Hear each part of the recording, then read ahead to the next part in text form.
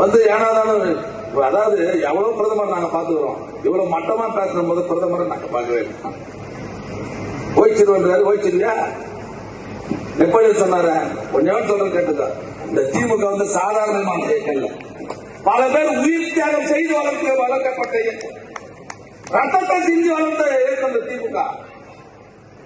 யாரோ ஒழிக்கிறேன்னு சொன்னான், அவன் தான் ஒழிஞ்சு போயிடுவாங்க தவிர இந்த இயக்கம் கம்பீரமாக நிற்கும். எல்லாம் வேற எங்கன்னா போய் பாரு. நான் அமைச்சர் போய் அடக்கி வாசிக்கிறேன், இல்லைன்னா பீஸ் பீஸ் ஆகிடுவேன்.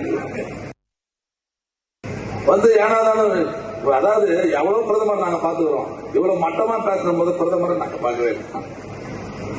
ஓய்ச்சிருவாரு ஓய்ச்சிருக்கா எப்படி சொன்னார கொஞ்சம் சொல்றது கேட்டுக்கா. இந்த திமுக வந்து சாதாரணமான இயக்கம் இல்ல, பல பேர் உயிர் தியாகம் செய்து வளர்க்கப்பட்ட இயக்கம், ரத்தத்தை சிந்தி வளர்த்த இயக்கம் இந்த திமுக. யாரோ ஒழிக்கிறேன்னு சொன்னான், அவன் தான் ஒழிஞ்சு போயிடுவாங்க தவிர இந்த இயக்கம் கம்பீரமாக நிற்கும். எல்லாம் வேற எங்கன்னா போய் பாரு. நான் அமைச்சர் போய் அடக்கி வாசிக்கிறேன், இல்லைன்னா பீஸ் பீஸ் ஆகிடுவேன். Ladies and gentlemen, hours after the CAA was notified, the opposition resorted to fear-mongering. Opposition states like Tamil Nadu, West Bengal and others have said that they will not implement CAA in their state. Union Home Minister Amit Shah slammed the INDI for opposing the Citizenship Act, saying their sentiments against the law stems from appeasement and vote bank politics. He also said that he had a special message to give to the Muslim women of the country. Listen in to what Union Home Minister Amit Shah had to say. Triple तलाक को हम समाप्त कर देंगे, किसी की हिम्मत नहीं थी। लाखों करोड़ों मुस्लिम माताओं बहनों के साथ अन्याय होता था।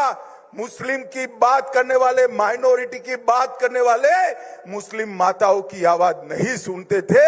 मोदी जी ने ट्रिपल तलाक को समाप्त कर दिया और देश में सभी को अधिकार मिला।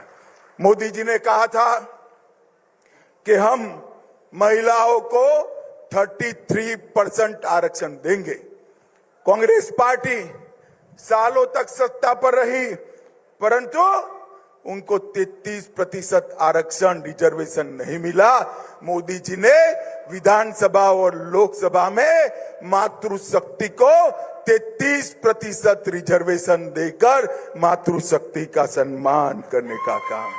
और अभी अभी कल ही हमने कहा था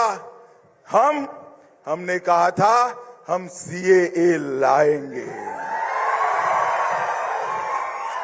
कांग्रेस पार्टी CAA का विरोध करती थी। आजादी के वक्त से कांग्रेस पार्टी और हमारे संविधान निर्माताओं का वादा था कि बांग्लादेश, अफगानिस्तान और पाकिस्तान से जो शरणार्थी आएंगे, जो वहां की प्रताड़ना झेल कर आएंगे, उसको हम नागरिकता देंगे। मगर तुष्टीकरण की, वोट बैंक की राजनीति के कारण कांग्रेस पार्टी इसका विरोध करती थी। लाखों करोड़ों लोग पाकिस्तान से और बांग्लादेश से अपना धर्म बचाने के लिए, अपना सम्मान बचाने के लिए इस देश में आए, उनको नागरिकता नहीं मिलती थी। अपने ही देश में वो नागरिकता के बगैर अपमानित होते थे।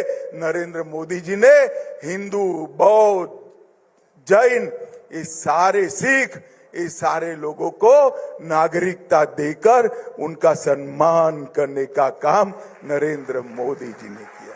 भाई और बहनों,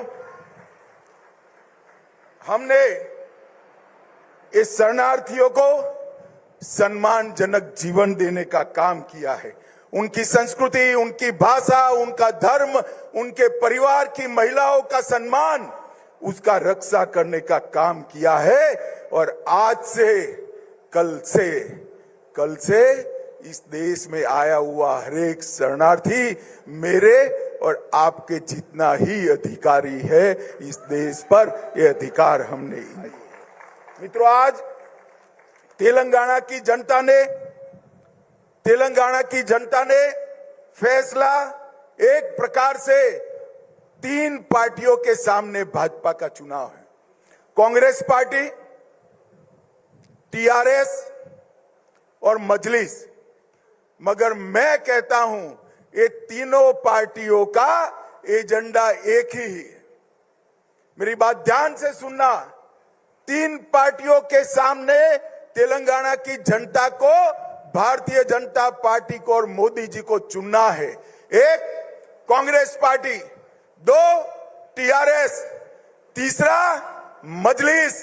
परंतु पार्टी कहने को तीन है मगर एजेंडा एक ही है। एक कांग्रेस और टीआरएस मजलिस के एजेंडे पे चलते हैं, मजलिस का एजेंडा लागू करते हैं। मुझे भाइयों और बहनों बताओ, हैदराबाद स्थापना दिन मनाना चाहिए या नहीं मनाना चाहिए? जोर से बोलिए, मनाना चाहिए या नहीं मनाना चाहिए?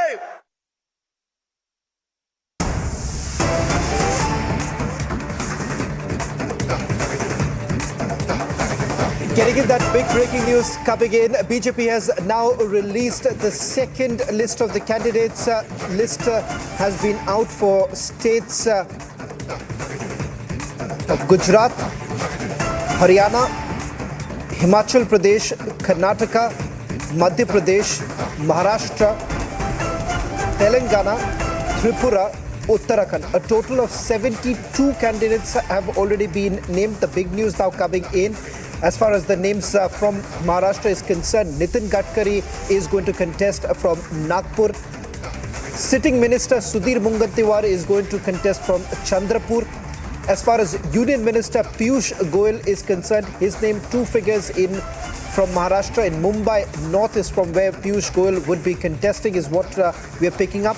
Also from Beed, Pankaja Munde, daughter of Gopinath Munde, is also going to contest. Now, these are the big names as far as the state of Maharashtra is concerned. Let me also take you through some of the big names being fielded from Karnataka. A short while back, we had already put out the news that there would be changes coming in. Only few of them would be retaining. Tejaswi Surya retains his seat from Bangalore South. From Bangalore North, it would be Shobha Karandajle. And then Prahlad Joshi also continues. Basavraj Bommai, the former Chief Minister of Karnataka, would be contesting from Haveri. From Dharwad, it would be Prahlad Joshi. Another big name that is doing the rounds is coming in from the state of Haryana, where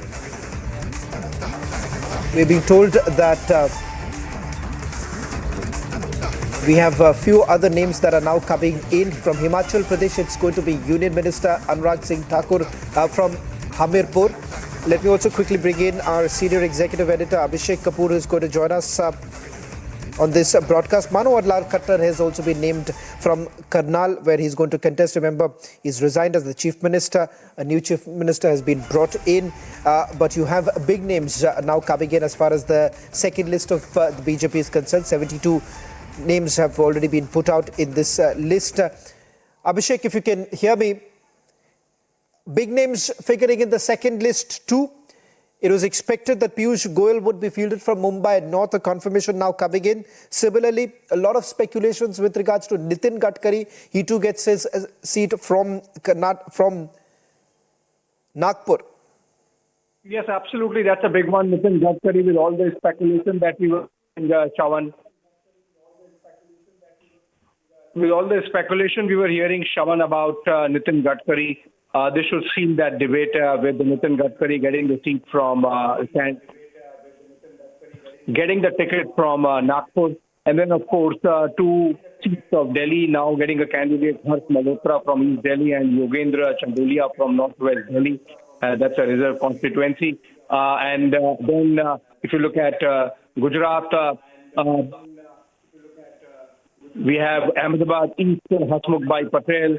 We have Bhavnagar, Mumuben Bambania. We have Vadodara, Ranjanben Bhatt is being repeated. Chota Udaipur, Chasubai, Dhirubai Rathwa, a new name coming in, and Valsad Dhaval Patel.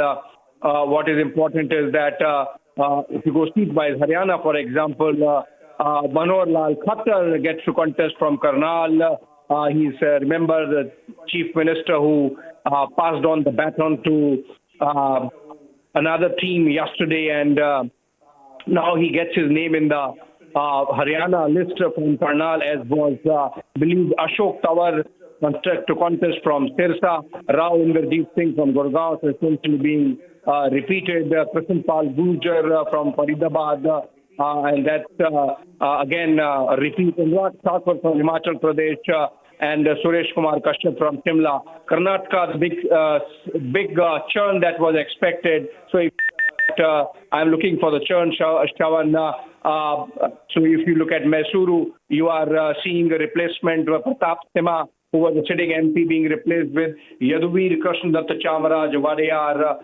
Similarly, if you go to Bengaluru North, you have Kuva Karandalaje, as we reported, in place of Sadanand Gowda. And among the other important seats, Tejasvi Surya retains Bengaluru South, P.C. Mohan from Bengaluru Central, and C.N. Manjunath, who was being talked about. Again, we got the story a while back from our Kannada network.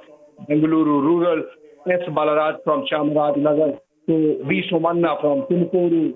And this essentially means that there is a big churn happening in Karnataka with all these names that we are going through. Anna Sahib Shankar Jole from Chikkodi, P.C. Gadiguddar from Bagalkot, Ramesh Jagjinagi from Bijapur, he's a repeat obviously, Umesh Jadhav from Gulbarga. We have Bhagwant Kuba from Bidar, he's also getting repeated. There was this talk that he might not get repeated. Basavaraj Kayavatar from Koppal, B. Sri Ramulu from Bellari, so getting repeated. And then you have coming to Madhya Pradesh, the important seat of Chhindwara going to Vivek Panti Sahu, and the Indore seat going to Shankar Lalwani, who is a repeat. Vivek Panti Sahu is someone who has contested 2 elections from Chhindwara Assembly segment, and now getting to contest for Lok Sabha against Nakul Nath. Bharti Pardi from Balaghat, Anil Firozia from Ujjain, and that completes the Madhya Pradesh list. Maharashtra, big one, as we mentioned, Chavan, from Nagpur, Nitin Jairam Gadkari. I think this would seal the debate, which was started by a mischief from Uddhav Thackeray when he said that if the Nitin Gadkari name is not there in first list, would he want to contest from Shiv Sena? Sudhir Mugantiwar contesting from Chandrapur, Pratap Rao Patil Chikalikar from Nanded. You have Rao Sav Dadarao Danve from Jalna. And Dindori, you have Bharti Praveen Pawar. So of course, she's a minister. She gets repeat from Pune, Muralidhar Kishan Mohan. And from Mumbai, Northeast, Meher Kotecha, Mumbai North, Piyush Goyal. So that's a big one. Piyush Goyal getting from Mumbai North. And Jalna, Rao Sahib Danve. And Dindori, I mentioned, Bharti Praveen Pawar. Bhivandi, Kapil Moreshwar, Patil, Kapil Patil has contested from there earlier. Akola, Anup Dhotre, Raver, Raksha, Nikhil Khadse, and Jalgaon, Smita Wagh, and Dhule, Subhash Bhamre. So that completes the Maharashtra list. There is Ahmednagar, Dr. Krishna Vikhe Patil, Beed, Srimati Pankaja Munde, she gets a repeat. Latur, Sudhakar Tukaram, Shrangare, and Madha, you have Ranjit Sinha, Hindu Rao, Nayak Nimbalkar from Sangli. You have Sanjay Kaka Patil now. That means 20 seats being declared from Maharashtra. Telangana, 6 seats being declared, Shawan. You have Godam Nagesh from Adilabad, Gomasa Srinivas from Pedapalle. You have Madhavaneni Raghunandan Rao from Medak, D.K. Aruna from Mahbub Nagar, Swaida Reddy from Nalagonda, and Azmira Sitaram Naik from Mehbubabad, which is a reserved ST constituency. 1 seat from Tripura East going to Maharani Kriti Singh Debbarma. And that's an important announcement, I believe. Recently, we had Tripura Motha and the government coming to an agreement insofar as peace process in Tripura is concerned. And you have the royal Sion's wife, I believe, Maharani Kriti Singh Debbarma, getting a seat from Tripura East. And then, of course, Uttarakhand, the big one, BJP media chief Anil Baluni getting a seat from Garhwal, and Trivendra Singh Rawat contesting from Haridwar, the former chief minister of Uttarakhand. That completes the list total of 72 being announced by the BJP in the second list, Shawan. And the analysis, the takeaways, the important ones, of course, Nitin Gadkari from Nagpur, Piyush Goyal from Mumbai North, Tejasvi Surya from Bengaluru South, Shobha Karandalaje from Bengaluru North. We are seeing many seats having been denied to the sitting MPs insofar as Karnataka is concerned. So Dakshina Kannada district Captain Brajesh Chauta comes in place of Nalin Patil. Essentially what we are seeing is in the case of Karnataka, the BJP chopping many of the sitting MPs essentially as a churn because of the kind of result that Karnataka showed. So obviously some responsibility being fixed there. Himachal Pradesh, of course, sitting Minister Anurag Singh Thakur, Minister of Information and Broadcasting, recontesting from his home turf of Hamirpur. And apart from that, if you look at the list, most of the ministers, Rao Inderjeet Singh, Krishanpal Gujar from Haryana, getting a repeat. Manohar Lal Khattar, of course, as was discussed, because he gave up the Chief Minister's chair to Nayab Singh Saini yesterday. He moves on to the Lok Sabha with the contest for him from Karnal in the BJP list that's coming in from Surat. If you go back to Gujarat, Mukesh Bhai Chandrakant Dalal.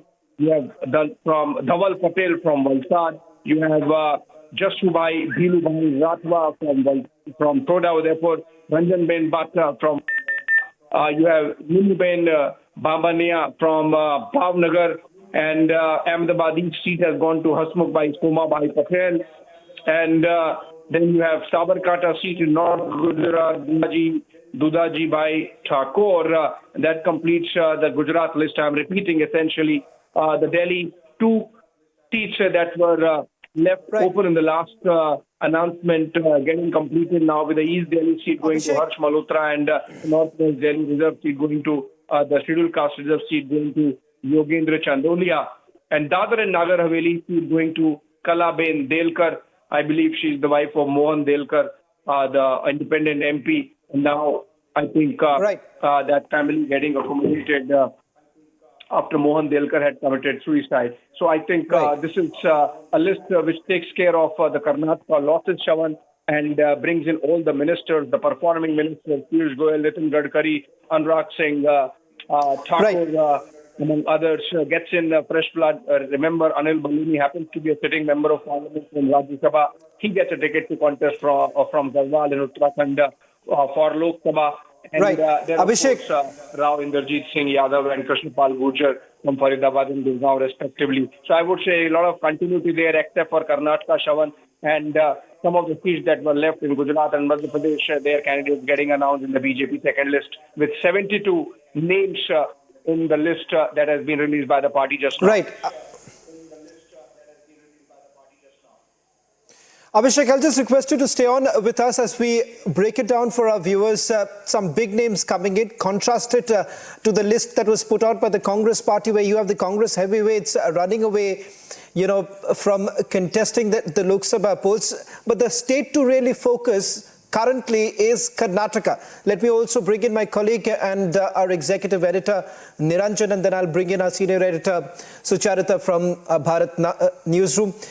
Niranjan, a lot of changes that have been brought in Karnataka, and perhaps the focus right now for the Bharatiya Janata Party is the southern states, because it is going to be difficult when it comes to a state like Tamil Nadu, or for that matter Kerala.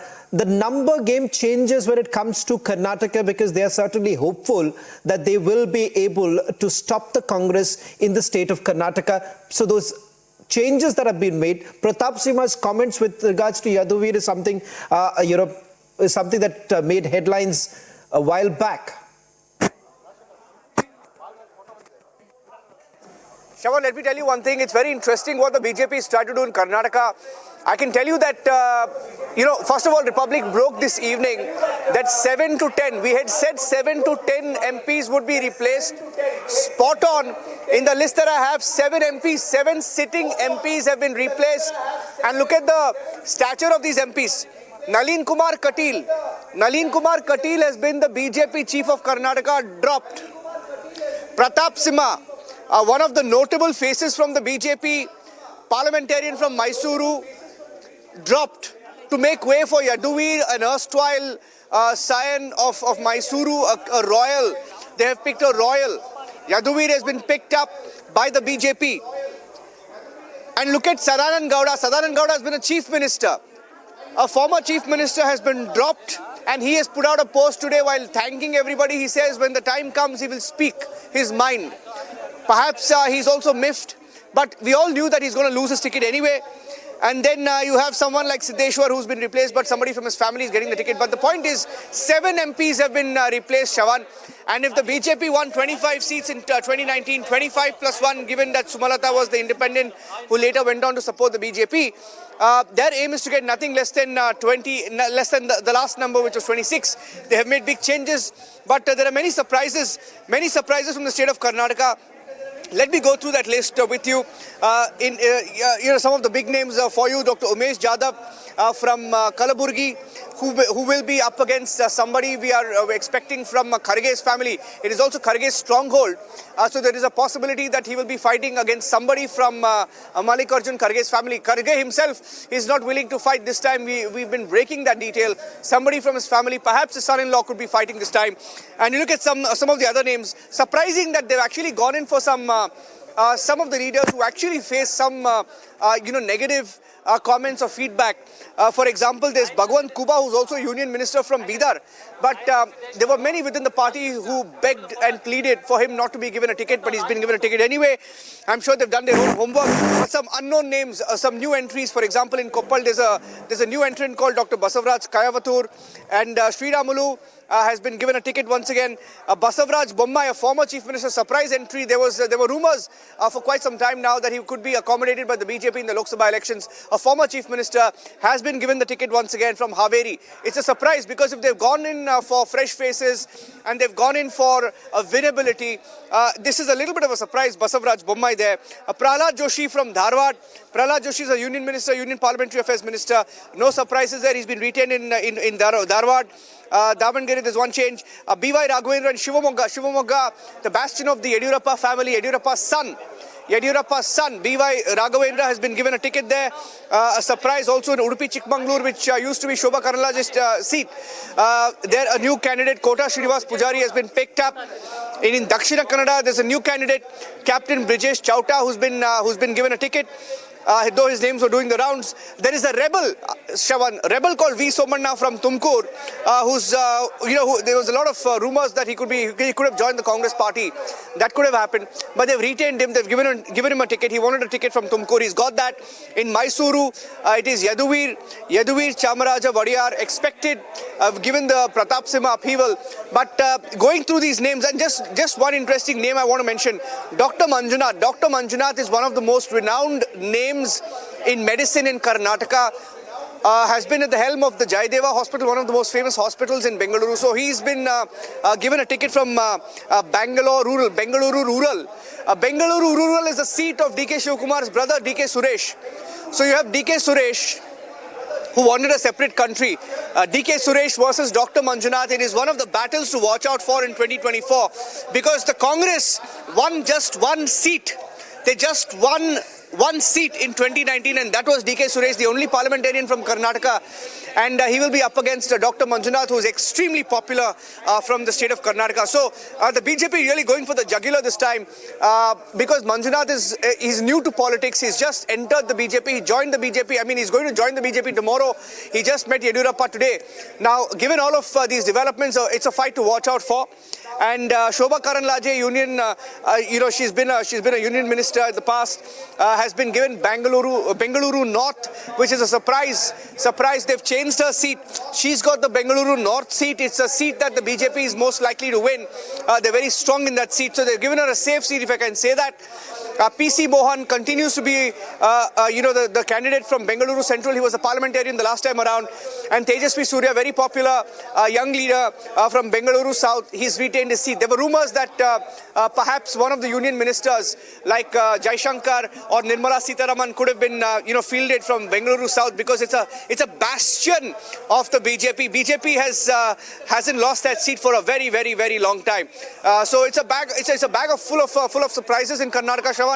And I think there must be some calculation that's gone in, because I have been told that the BJP has done a survey, And on Karnataka, they've been extra cautious this time to get the mood on the ground of the people and the winnability factor. Right. They've done surveys at different levels, and if this is their list, then I guess they must have some stats to back each of these candidates. Well, in fact, after Karnataka, there is one state that the BJP would be desperate to ensure that the numbers actually soar higher. That is the state of Maharashtra, Sucharita. And what's very interesting, at least a couple of names, Pankaja Munde, who's been fielded from Bid. There were a lot of reports doing the rounds that she wasn't having perhaps a good equation with the state leadership in Maharashtra. Then, of course, you have Sudhir Mungantiwar, a sitting minister, someone who's seen as close to the deputy chief minister and also to Union Home Minister Amit Shah. He's been fielded from Chandrapur. And, of course, Nitin Gadkari, because a lot was spoken about whether at all Nitin Gadkari is going to be given the ticket this time or not. But remember, that happens to be his bastion. The Deputy Chief Minister also comes from Nagpur. It is a prestigious seat for the Bharatiya Janata Party. So if there is another state where perhaps there has been hectic negotiations going on with Eknath Shinde camp, with Ajit Pawar, of course the BJP would ensure that they get the maximum number of seats from Maharashtra after Uttar Pradesh. If there is one state that they would basically push in all that they can, is the state of Maharashtra. Sucharita. Absolutely, Shravan, and this election being the first one after the Shiv Sena broke up and Eknath Shinde now leading the new Shiv Sena. This is also the first election after Ajit Pawar's NCP being declared the NCP. So this is going to be a very, very important election, and also all those meetings that we've seen that the BJP has been having with Eknath Shinde and Ajit Pawar, trying to negotiate seats and come to a seat sharing formula. We've seen all those meetings happening in Delhi with JP Nadda and with the Home Minister Amit Shah, and also in the background stays the seat sharing that really hasn't happened between the MBA. So keeping that in mind, this seat, the seat sharing, and after that these seats that have been declared by the BJP, Nitin Gadkari, as you rightly said, the man at the forefront, the highway man, and he's been repeated from Nagpur, and I don't think there is a surprise in there, but a very, very important seat. He's again been fielded from Nagpur. 72 seats that have been declared, and most of the sitting MPs have been repeated, barring a few that Niranjan was speaking about, but most of the sitting MPs and the performing ministers. See, I very, very clearly remember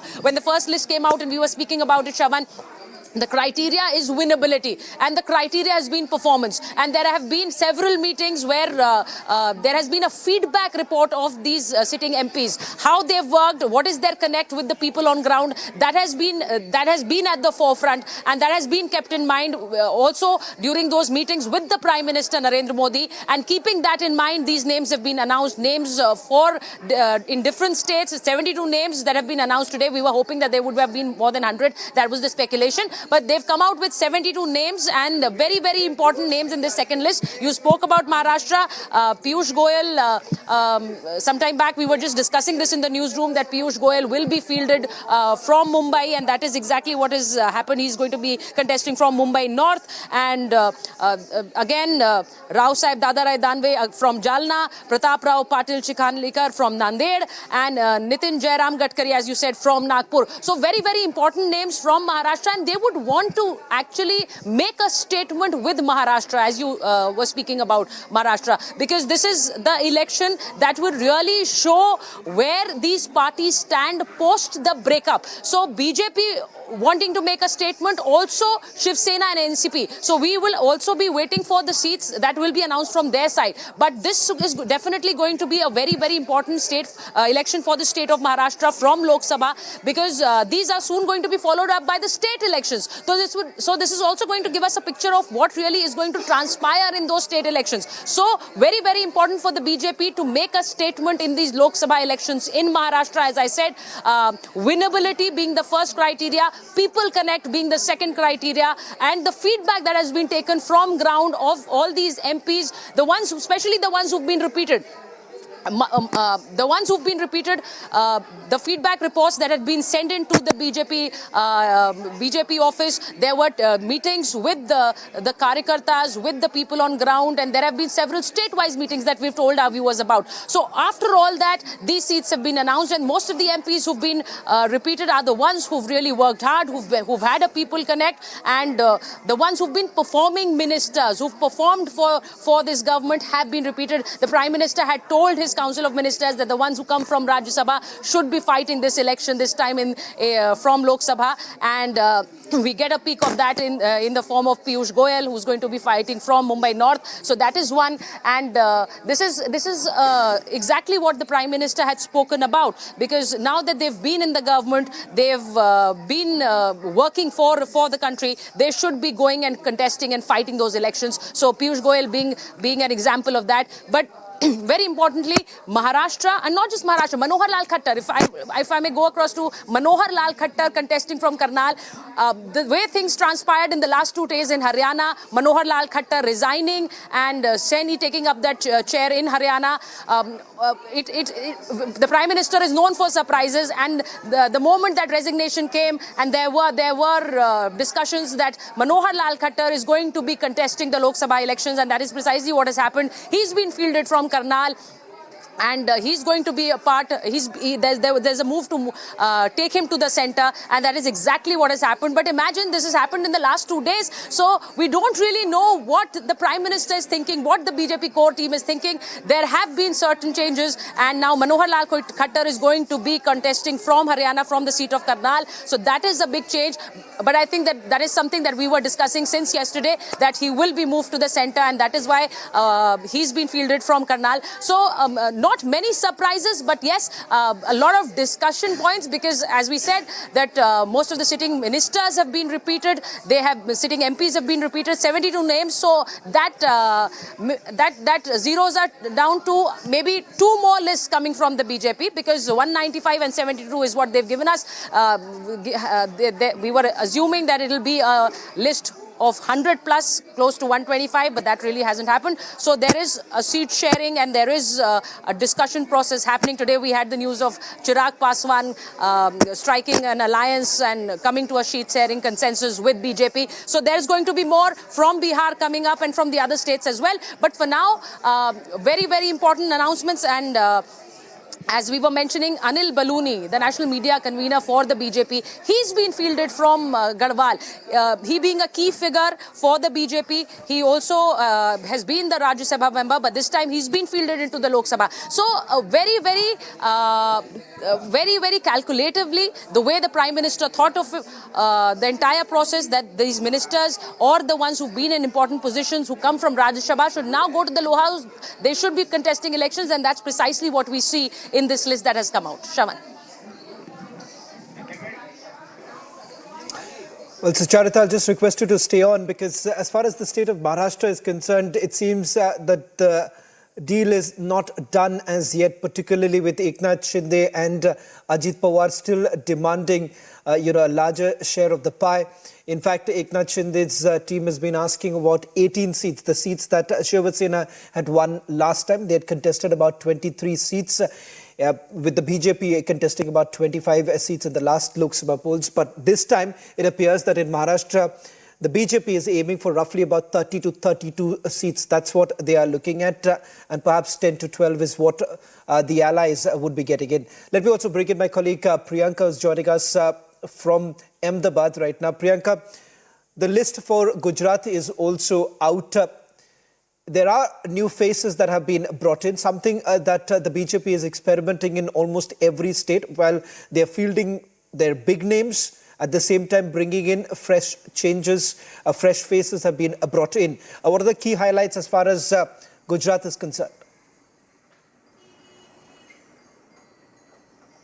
Well, that's right, Shravan. In fact, there are some, of course, fresh faces that have been inculcated in the list, but there are also some faces which have been repeated, like the likes of Ranjan Ben Bhatt, who has been a sitting MP from the constituency of Vadodara. Apart from that, we are, in fact, looking at some of the key constituencies that we are still waiting for, because we have seen a lot of changes here in the state of Gujarat as far as the opposition is concerned. In fact, not just the opposition, but the leading faces of the opposition, then be it Aam Aadmi Party, the BTP, or even the Congress Party, whose faces in fact have been leaving their parties and joining the BJP. And we are also hearing the chatter of how they might be also be given a ticket as well for the Lok Sabha elections. Now, the examples of that being are Arjun Modwadia from the Porbandar constituency.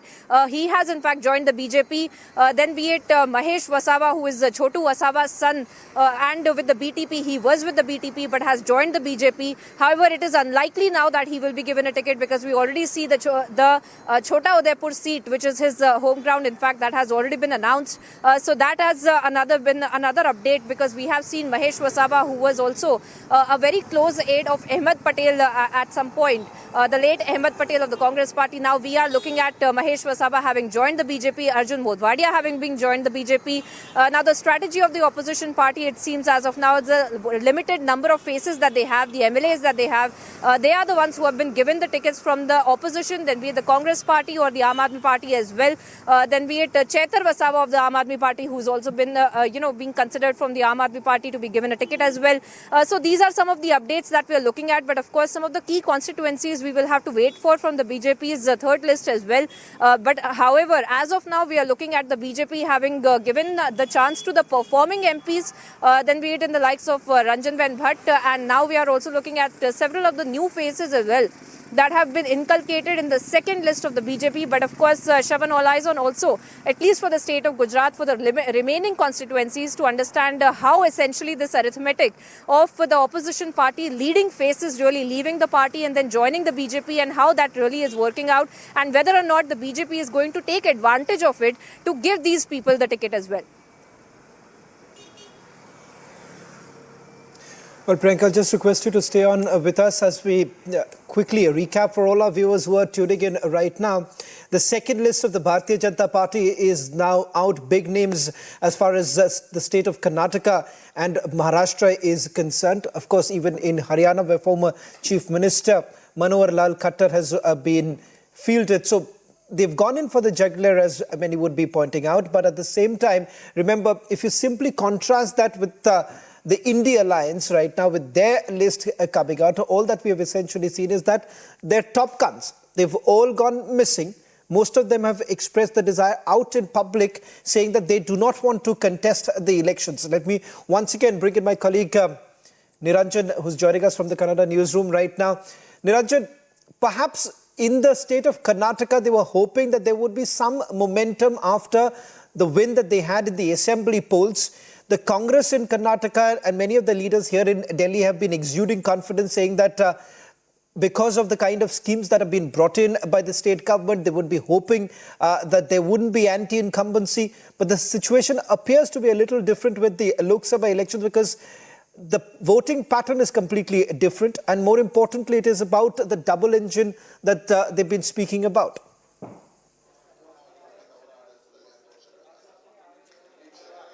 Well, yes, Shravan, you see what's happening with the Congress party is, I'll tell you the dilemma of the Congress party this time, this election in Karnataka.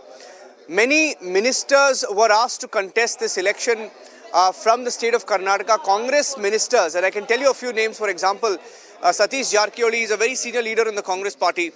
He was asked to contest. He was asked to otherwise field his daughter. And then you had Ramalinga Reddy, who's a minister here in Karnataka. He was asked to contest or field his daughter. And both of them have reportedly declined to do that. And you look at the state of even Mallikarjun Kharge, the Congress party chief. He's unwilling, we are told, to contest from Kalaburgi, which is his stronghold. Because that would be embarrassment if the Congress party were to lose from the seat of Kalaburgi. If Kharge himself loses, that would be a very wrong message going out. Now, we are given to understand that that's the thinking within the Congress party high command. But asking about anti-incumbency, many parliamentarians, I just had that list here. I'm going to pull out that list. If you look at some of the names that have been dropped by the BJP this time around, Some of them have been, for example, there is Nalin Kumar Katil, who's been a BJP chief of Karnataka. Performance, perhaps. He was not retained. Pratap Simha is a surprise. Let me tell you, it's the biggest talking point here in Karnataka, because I don't know whether the BJP was also thinking of the controversy when those people stormed into the parliament, and when the parliament ruckus happened, when they infiltrated into the parliament, it was a pass given by Pratap Simha. Now, I don't know whether that was on the back of the BJP High Command's mind when they decided to cut his ticket. Because on performance, if you talk about performance, he's somebody who has even presented his report card and credentials, saying that he's been able to bring in a lot of projects, investment, talking about highways, talk about trains running through Mysore. Even yesterday there was a new train inaugurated in Mysore, which he took an initiative for. He's been a two-term MP. So I don't know whether just performance has been the criteria this time. Perhaps perception, not just performance, but perception. And with perception, even thinking about future prospects. Now, Yaduveer, for example, is a household name here in Karnataka. His father was the erstwhile king of Mysuru, who comes from the royal family. And they feel that fielding someone like Yaduveer will get them more votes. And that's a sure shot that even Pratap Simha would have won. But they feel that with Yaduveer, they may have won more votes. And that's why someone like him has been given the ticket. So I think they've deep dived into each seat. And you look at some of the surprises. For example, Shobha Karandaje is a senior leader of the BJP. And she's been a union minister as well in the past. Now, she has faced protests. Protest to the effect of some people holding placards saying "Go back Shobha." There was a "Go back Shobha" campaign, and despite that, and that was for her seat in Udupi Chikmagalur, but she has been removed from that seat and given another safe seat. You can call it a safe seat of Bengaluru North. She will be contesting from here. It is a given that the BJP will win that seat. Now, that has been the thinking. Now, I don't know why they've been, whether they've been forced to accommodate her or not, I don't know. But there seems to be some balance between performance, perception, and also accommodating the state request. For example, here in Karnataka, we know that Yediyurappa's son is now the BJP state chief. And I'm sure that Yediyurappa and his son have had a say in who should be given the tickets, which has played, of course, a big factor this time. So performance, perception, and they've also looked at winnability, and there were surveys conducted on the ground. Now, that is only as far as Karnataka is concerned, but you look at the larger picture of what the BJP has in mind nationally. 400 is the target that they have for the NDA alliance. The BJP itself, the Prime Minister has been saying, Home Minister Amit Shah, the BJP High Command, reiterating on the number of 370, saying that 370 is the least number of seats that we should win. And everywhere they've looked at the winnability factor this time. And I'm sure a lot of calculation has gone behind the second list as well. They were facing criticism yesterday for delaying that list, because many people felt that you're losing time on the ground to prepare, etc. But nonetheless, the list has come now. Shawal. Well, thank you very much, Niranjan, Priyanka and Sucharita for joining us. We'll continue with our coverage. The second list of the Bharatiya Janata Party is now out. Big names have been fielded in the second list too.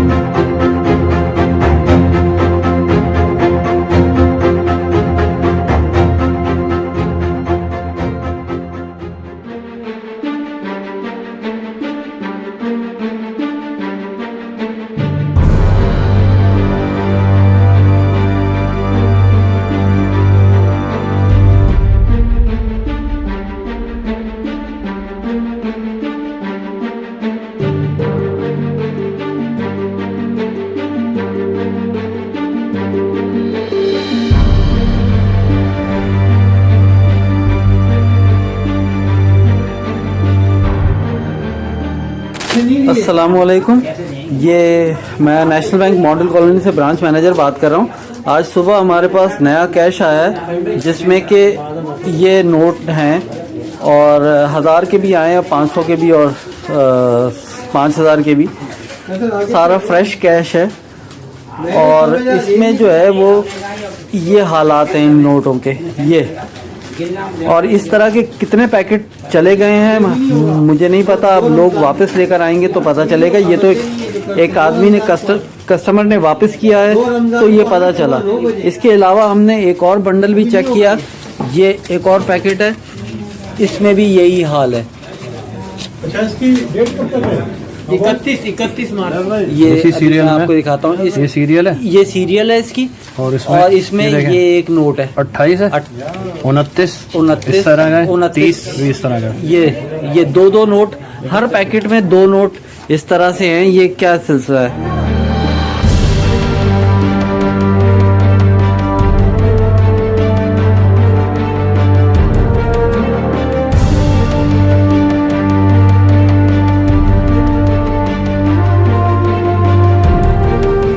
This finally made State Bank of Pakistan to take notice of it and issued a clarification.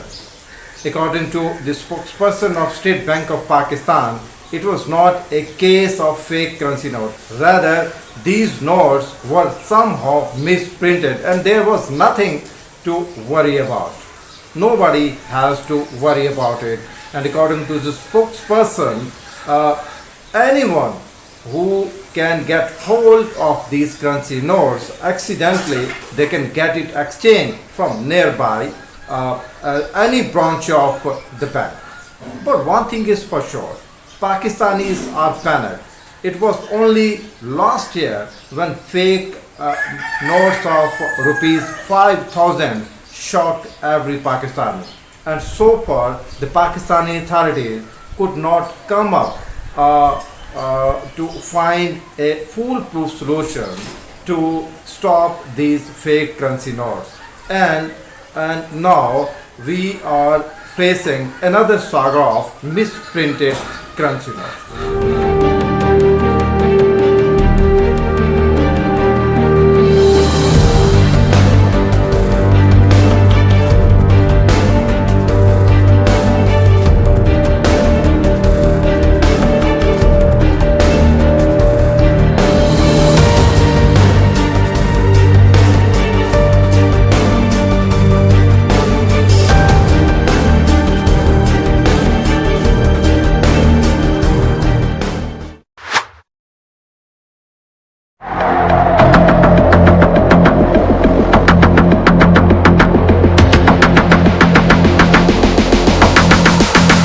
Xiaomi has announced the start of deliveries for its first electric vehicle, the SU7, this month, marking its entry into the competitive Chinese automobile market. Xiaomi has established 59 stores across 29 cities for facilitating orders. The company announcement was made through a Weibo post. A grand launch event for the SU7 is scheduled for March 28, coinciding with the unveiling of its price tag. China experienced an 18% increase in EV sales in January and February, trailing closely behind the 21% growth observed throughout 2023. In order to attract consumers amid weakening demand, key players like BYD have implemented aggressive price reductions in the Chinese EV market. Xiaomi's EVs will be manufactured by a unit of state-owned automaker BAIC Group in Beijing, with an annual capacity of 2 lakh units of the vehicle. With a $10 billion investment in the automotive sector over the next decade, Xiaomi is among the few newcomers in China's EV market to receive approval amid concerns of oversupply.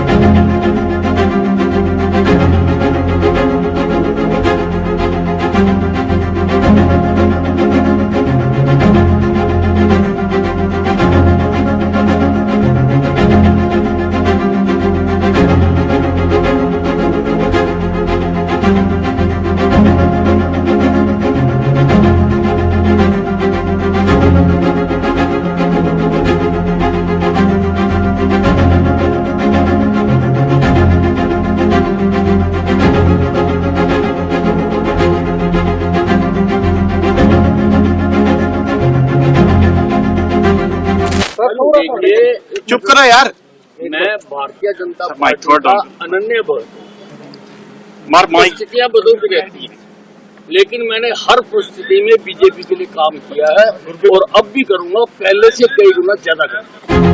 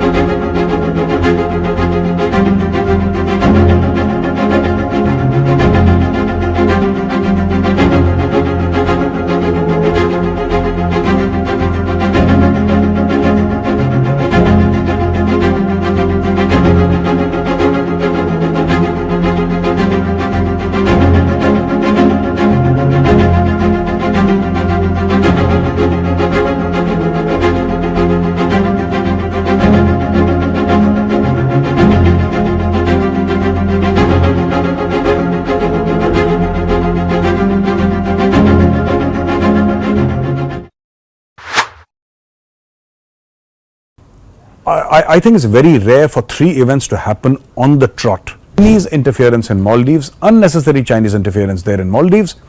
You know, China has taken over out of something like 150 odd islands that Maldives has. And this is Republic, Niva Bupa Studios, your one-stop destination for all the breaking news updates, and I am Shivangi Shukla.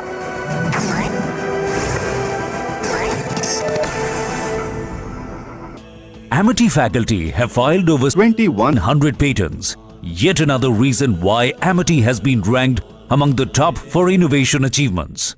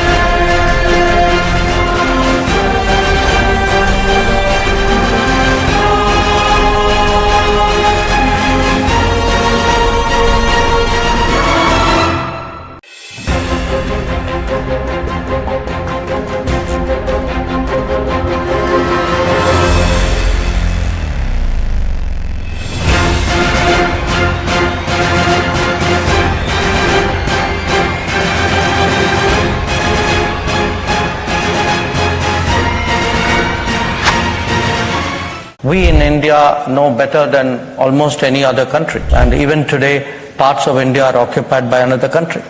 But we did not see the world respond saying, oh, there's a great principle involved and therefore let us all go with India. Yes, today we are being told that there are principles involved. I wish I had seen that principle in play for the last 80 years. I've seen those principles cherry-picked when it suits people. My Prime Minister has stood next to President Putin and has said that we do not believe that this is an era of war. We are today for... In terms of relationship with Russia, India, in terms of the border conflict with Russia, you have been talked about the importance of the territorial integrity and sovereignty, but you have not come out in terms of criticizing Russia aggression to Ukraine, and people may think that this double standard. So what would be your position on this comment? You know, my position would be that the world is a complicated place, and there are many important principles and beliefs in the world.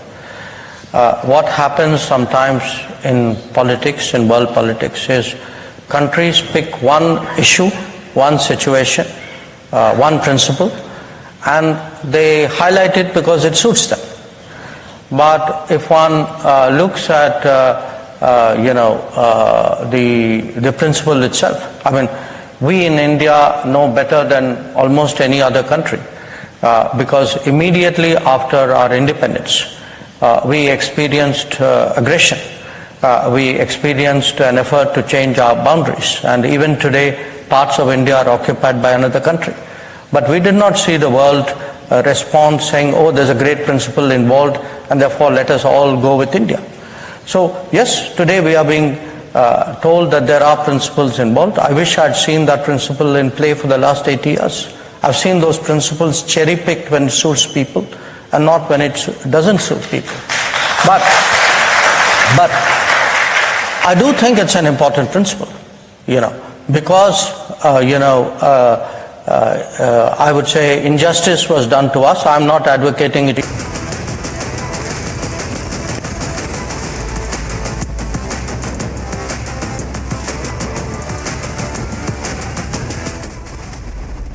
Ahead of 2024 polls, BJP releases second list of Lok Sabha candidates with 72 names, union ministers and top MPs fielded.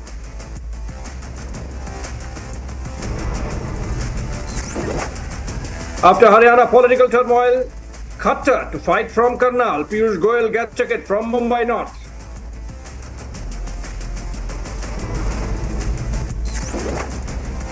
Basavaraj Bommai to contest from Haveri.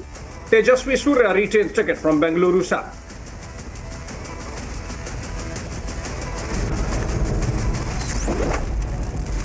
Major curiosity over TMC split as Mamata's brother raises objection over Howrah candidate.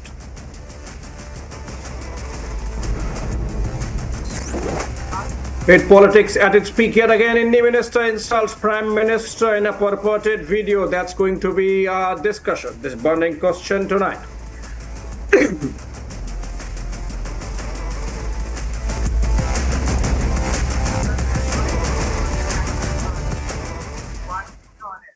Good evening and welcome, friends. This Wednesday evening, BJP has released a second list putting to rest all speculation around senior leader Nitin Gadkari getting to contest from Nagpur and perhaps putting a seal to the mischief that was started by Uddhav Thackeray. But then, ladies and gentlemen, this evening, the INDI is back with abuse politics, and this time they have crossed all lines.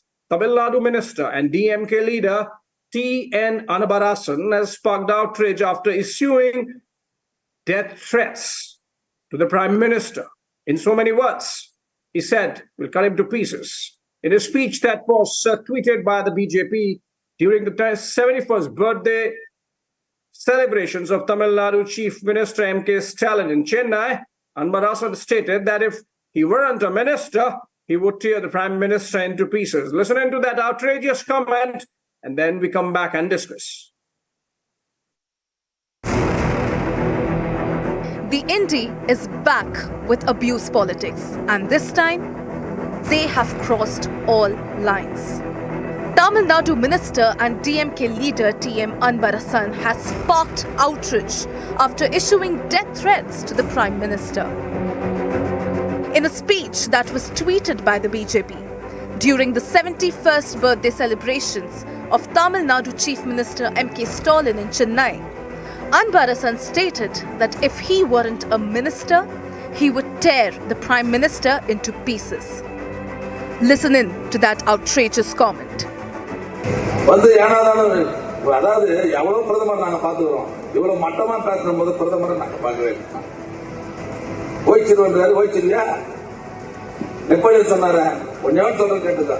இந்த திமுக வந்து சாதாரணமான இயக்கம் இல்ல, பல பேர் உயிர் தியாகம் செய்து வளர்க்கப்பட்ட இயக்கம், ரத்தத்தை சிந்தி வளர்த்த இயக்கம் இந்த திமுக.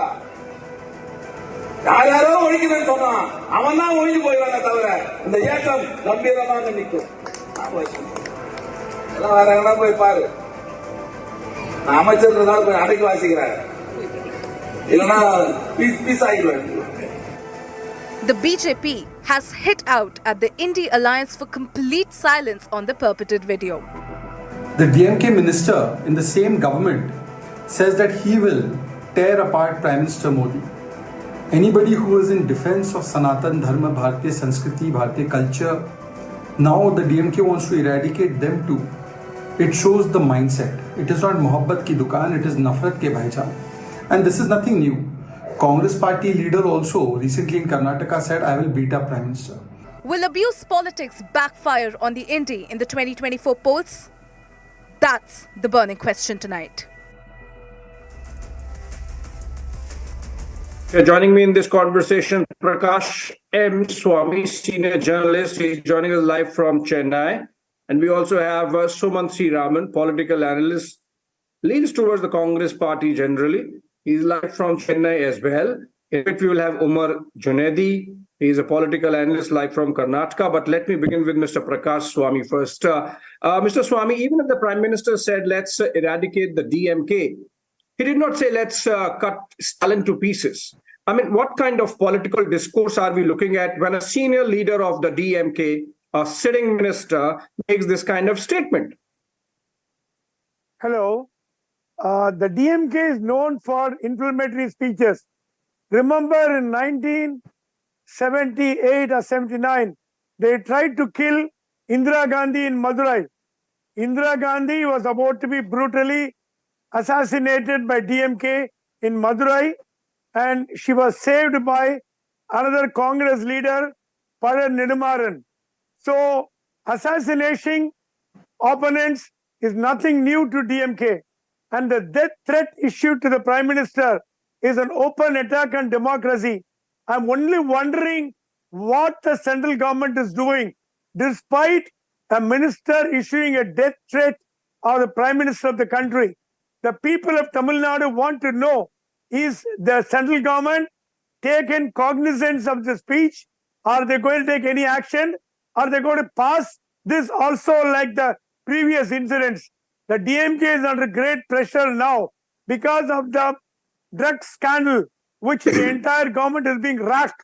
To avoid getting caught into the media controversy, they are diverting attention by saying in Tamil, I'll make the Prime Minister peace, peace. Remember how Rajiv Gandhi was killed in Tamil Nadu, blown to pieces? He is trying to link that with the attack on the Prime Minister, saying, we will kill you like Rajiv Gandhi, peace to peace. Rajiv was assassinated and not even a shred was found out. This is the death threat against the Prime Minister. If the central government is still going to keep quiet, I'm sorry, nobody can save the country. I think let's listen to Sumant Raman. Generally, he comes out as a voice of rationality. But Sumant Raman, would you side with your ally or take a position on this? After all, Narendra Modi is the Prime Minister of the country. He's a BJP leader, of course, but he's also the Prime Minister of the country. You know, Indira Gandhi was a Congress leader, but she was Prime Minister of the country. Rajiv Gandhi was a Congress leader, but he was the Prime Minister of the country and a former Prime Minister when he was killed, assassinated in Chennai, in Tamil Nadu. You know, there is a history, recent history, Sumant C. Raman, of irresponsible statements being made by DMK leaders. and there is a past about. No, I would say that consistently such changes have been made by DMK leaders and DMK ministers in the past. There's feedback coming, so if you could cut that, good. So DMK ministers and leaders have been known to speak like this, and the sad part is the only criticism that they face is on TV studios.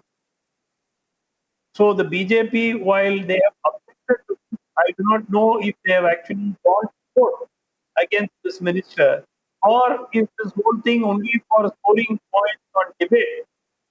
What the minister said was clearly unacceptable, and he should be, made to face consequences as per the law. But there seems to be no sign of that happening. Instead, all we do is use this to score political points. And that is my problem with this. That we are only politicizing this entire... No, I'm not... Can't you be unequivocal in your condemnation with the kind of a preposterous statement that has come in from the DMK leader Suman Raman? Why are you equivocating? Why are you sort of obfuscating? Right senses can support a statement like this. This is completely unacceptable. Deserves total, complete condemnation. But my point is, merely holding a TV debate on this without taking legal action means that the BJP also wants to use it only for politics.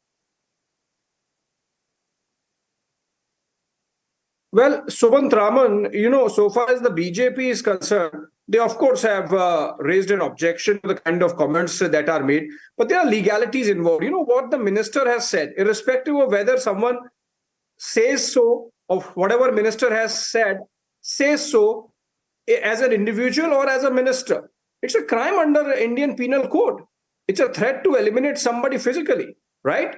And also, Umar Junaidi is joining us. So Umar Junaidi, the fact that there is a history of DMK leaders, the recent history, beginning with today, the minister Anbur Hasan making that statement, and then you have A. Raja talking about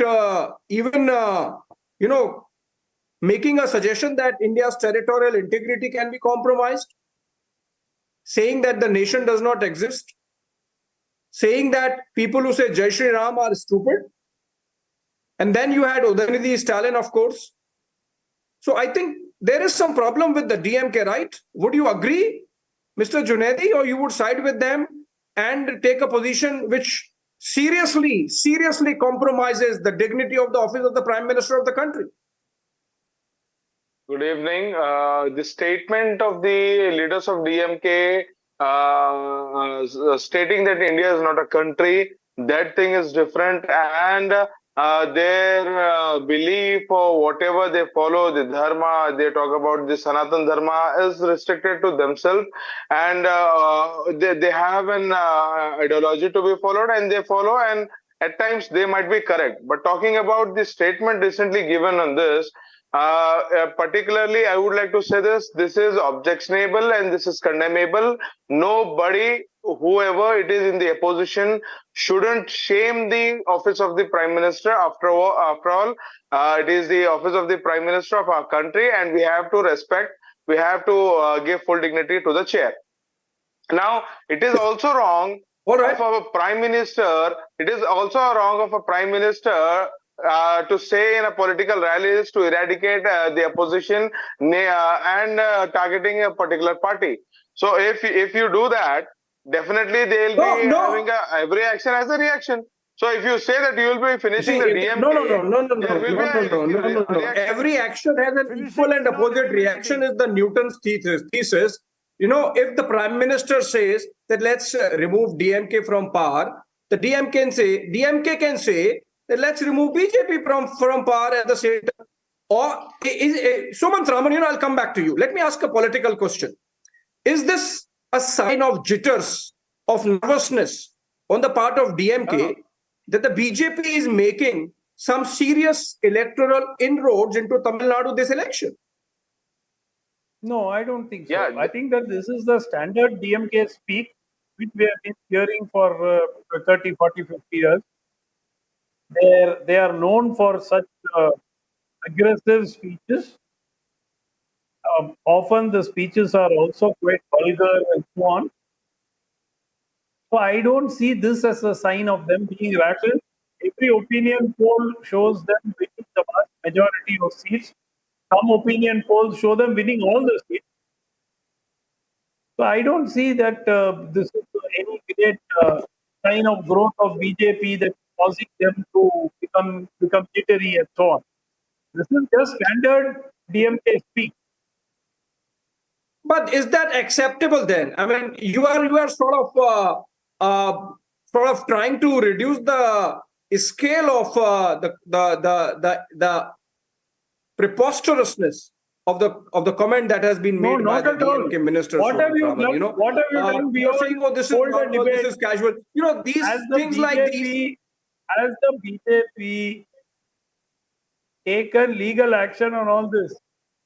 All they are doing is doing political debates to score some points. That's all. What do you mean by legal action by the BJP? Pratap, Mr. Swami, what is the legal option that's available with that should be there, Mr. Swami, that BJP should be exercising according to Sumant Raman? I just want to clarify a point. The Prime Minister said DMK will be abolished. Like he said, Congress Mukt Bharat. Congress Mukt Bharat doesn't mean elimination of Sonia Gandhi or eliminating of Rahul Gandhi or eliminating of Mallikarjuna Kharge. You cannot compare apple with oranges. Congress Mukt Bharat is defeating Congress, eliminating Congress. On the similar tone, he said in Tamil Nadu, DMK will be vanished, which means it will be defeated in elections. But here, you cannot compare that with Prime Minister's statement. Here he used the word piece by piece. Remember the word he said, piece by piece. Supposing if I were to tell that to you, the police will immediately file an FIR against me. I just wanted to know what is the legal wing of the BJP doing in Delhi? What is the legal wing of BJP doing in Tamil Nadu? Are they sleeping? Because the man makes a derogatory and threatening attempt to murder statement against the Prime Minister, yet the legal wing of the party is not taking any action. It's only you and I are debating. No, Mr. Swami, why? That perhaps BJP might do. But my question is that I asked to Sumant Raman, but Sumant Raman sort of downplaying it. The fact of the matter is that the BJP perhaps might double or triple its vote share, and that might get reflected in possibly in the seats the party nets in Tamil Nadu. And that's the reason why the DMK is particularly aggressive against the BJP now. DMK is worried about BJP because BJP is the principal opposition party in Tamil Nadu. Long back, it has replaced ADMK as the opponent. Now the fight is between BJP and DMK. BJP is expected to win on its own 20 to 25 seats. That information, intelligence report has gone to the chief minister. So he is very scared that BJP is going to corner majority of the seats. You can see the jitteriness in their action. 20 to 25 seats in which state, sir? Tamil Nadu. Mark my word. Mark my word. There is a swell among people. No, Sumant Raman, you are laughing matter. Working in Tamil Nadu. Let me come in. Mr. Swami, let me come in. Sumant Raman, last word to you, but then because I have to wind up the logic. Sumant Raman, Tamil Nadu happens to be one of the more literate states. Tamil Nadu happens to be the more developed states. In fact, if there are two states which are going to become $1 trillion economy first, it's going to be Gujarat and Tamil Nadu. Does it befit that kind of state and the leadership of that kind of state to be making repeatedly these kind of statements where you are reprimanded by the Supreme Court one day, where there is a possibility of legal action another day? No, not at all. Nobody can say that this is dignified. This is highly undignified, condemnable. Point is, what are you doing about it? The answer is nothing, except debating in TV studios. Please file a complaint. The BJP is so concerned about it, they should file a complaint. So far as I know, that has not been done. This is purely a Are we topic filing a of debate. complaint tomorrow? What's really happening on the ground? Is there that kind of anger and angst among the BJP cadres to be taking action, legal action against the DMK minister?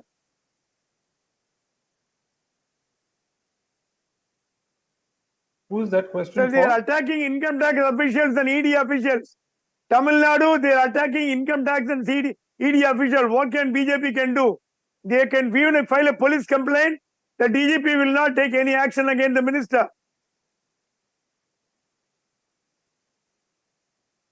Okay, it seems this is a debate which is going to go on for some time, till the time maybe BJP takes some action, because the comments made by DMK minister are highly condemnable. He has tried to distance himself, but we are as yet waiting to hear from the senior leadership of the party, the topmost leadership of the party. In fact, given the fact that this happened in the presence of Chief Minister of Tamil Nadu, M.K. Stalin, hope that some action is taken, because it's Prime Minister of the country and not just leader of the BJP, about which the comment has been made on that. No, thank you so much, friends. Mr. Prakash Swami and Sumant Raman for joining us. A short break. On the other side, trending burning question with Shawan.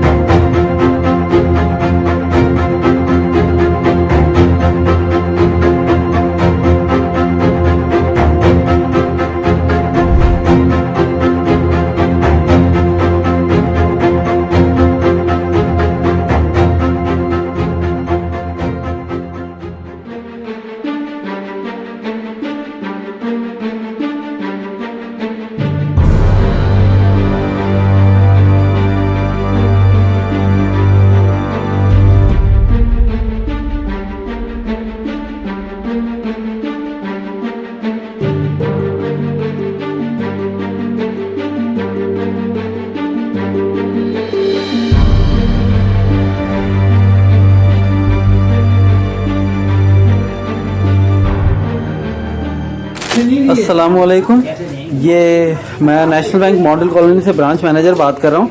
आज सुबह हमारे पास नया cash आया है, जिसमें कि ये note हैं और 1000 के भी आए हैं, 500 के भी और 5000 के भी।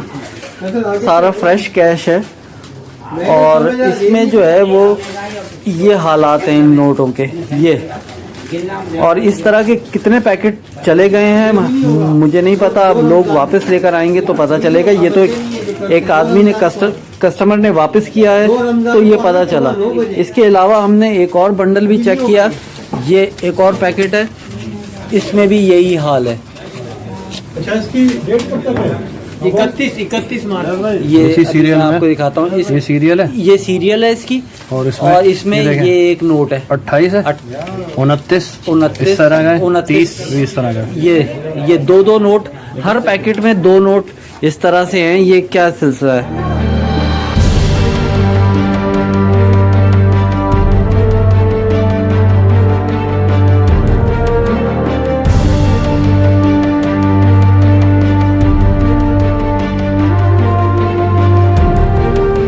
This finally made State Bank of Pakistan to take notice of it and issued a clarification.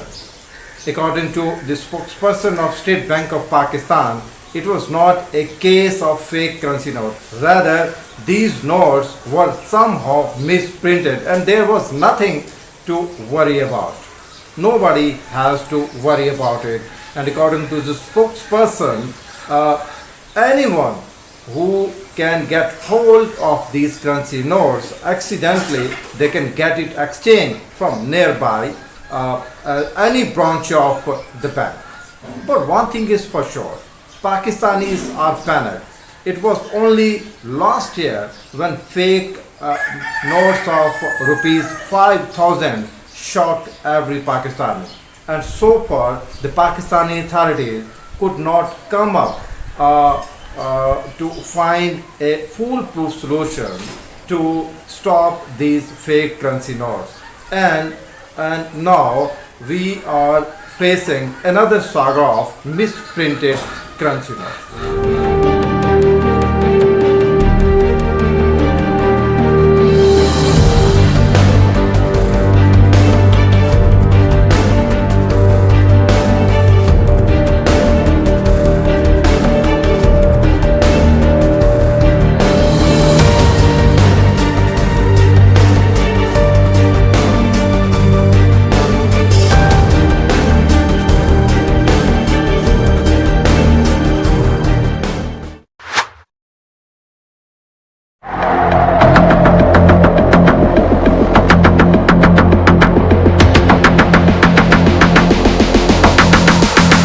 Xiaomi has announced the start of deliveries for its first electric vehicle, the SU7, this month, marking its entry into the competitive Chinese automobile market.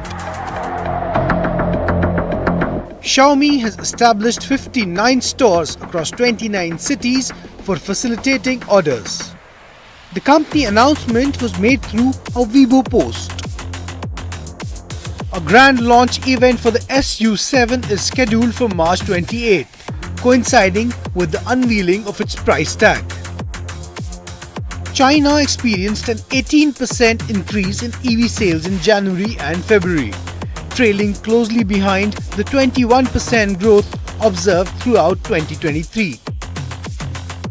In order to attract consumers amid weakening demand, key players like BYD have implemented aggressive price reductions in the Chinese EV market. Xiaomi's EVs will be manufactured by a unit of state-owned automaker BAIC Group in Beijing, with an annual capacity of 2 lakh units of the vehicle. With a $10 billion investment in the automotive sector over the next decade, Xiaomi is among the few newcomers in China's EV market to receive approval amid concerns of oversupply.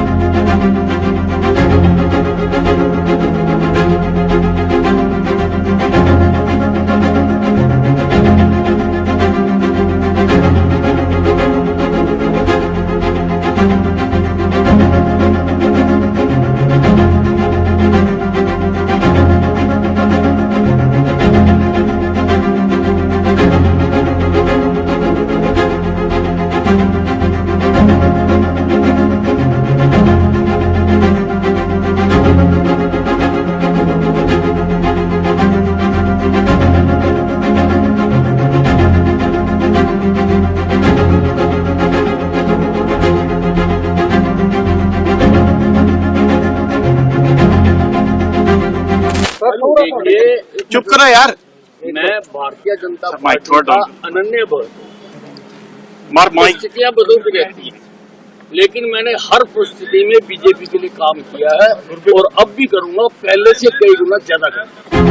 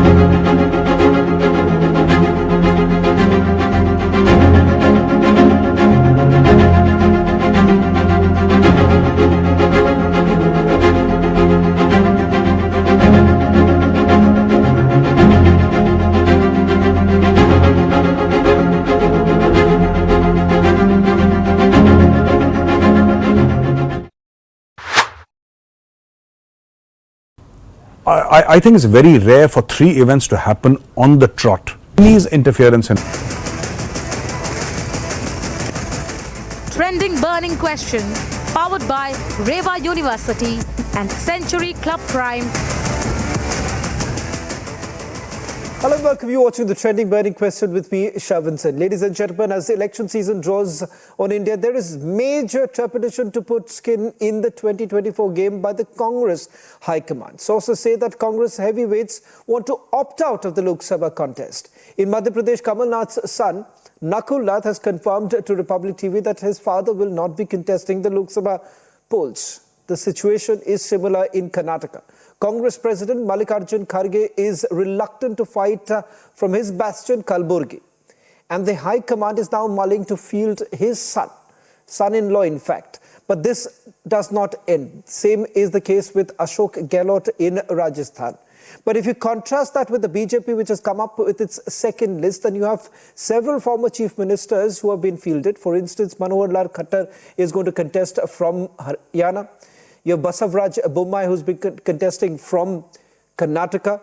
And there are several union ministers who have essentially been fielded. So is it almost like a walkover by the INDI alliance?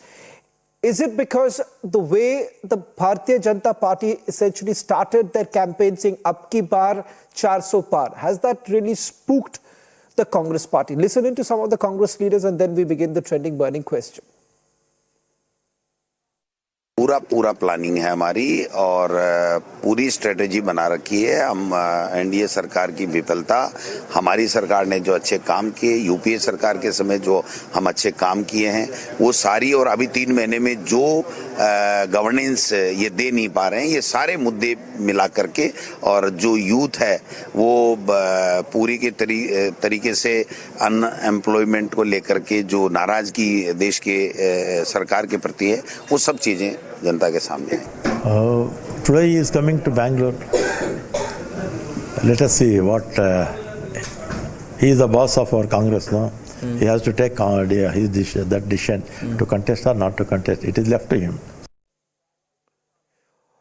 On the trending burning question tonight, representing the Bharatiya Janata Party is the spokesperson Charu Pragya and George Kurian on the other side.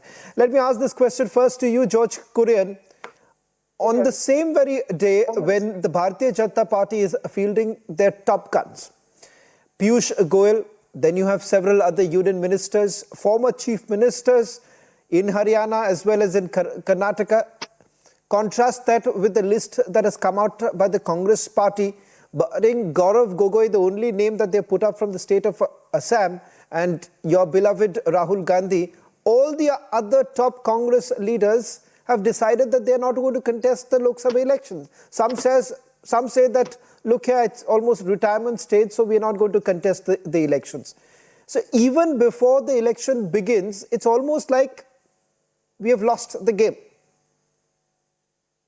Well, Shavan, good evening to you, to my co-panelist Charu here on the show, and to your audience.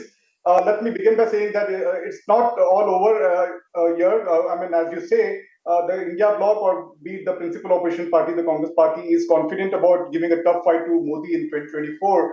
And having said that, it's not about our senior Congress leaders backing out of the, or for that matter, contesting from Lok Sabha elections this time. It's just a matter of time, because they're all 70, 75 plus, and they have about 3-4 decades of experience.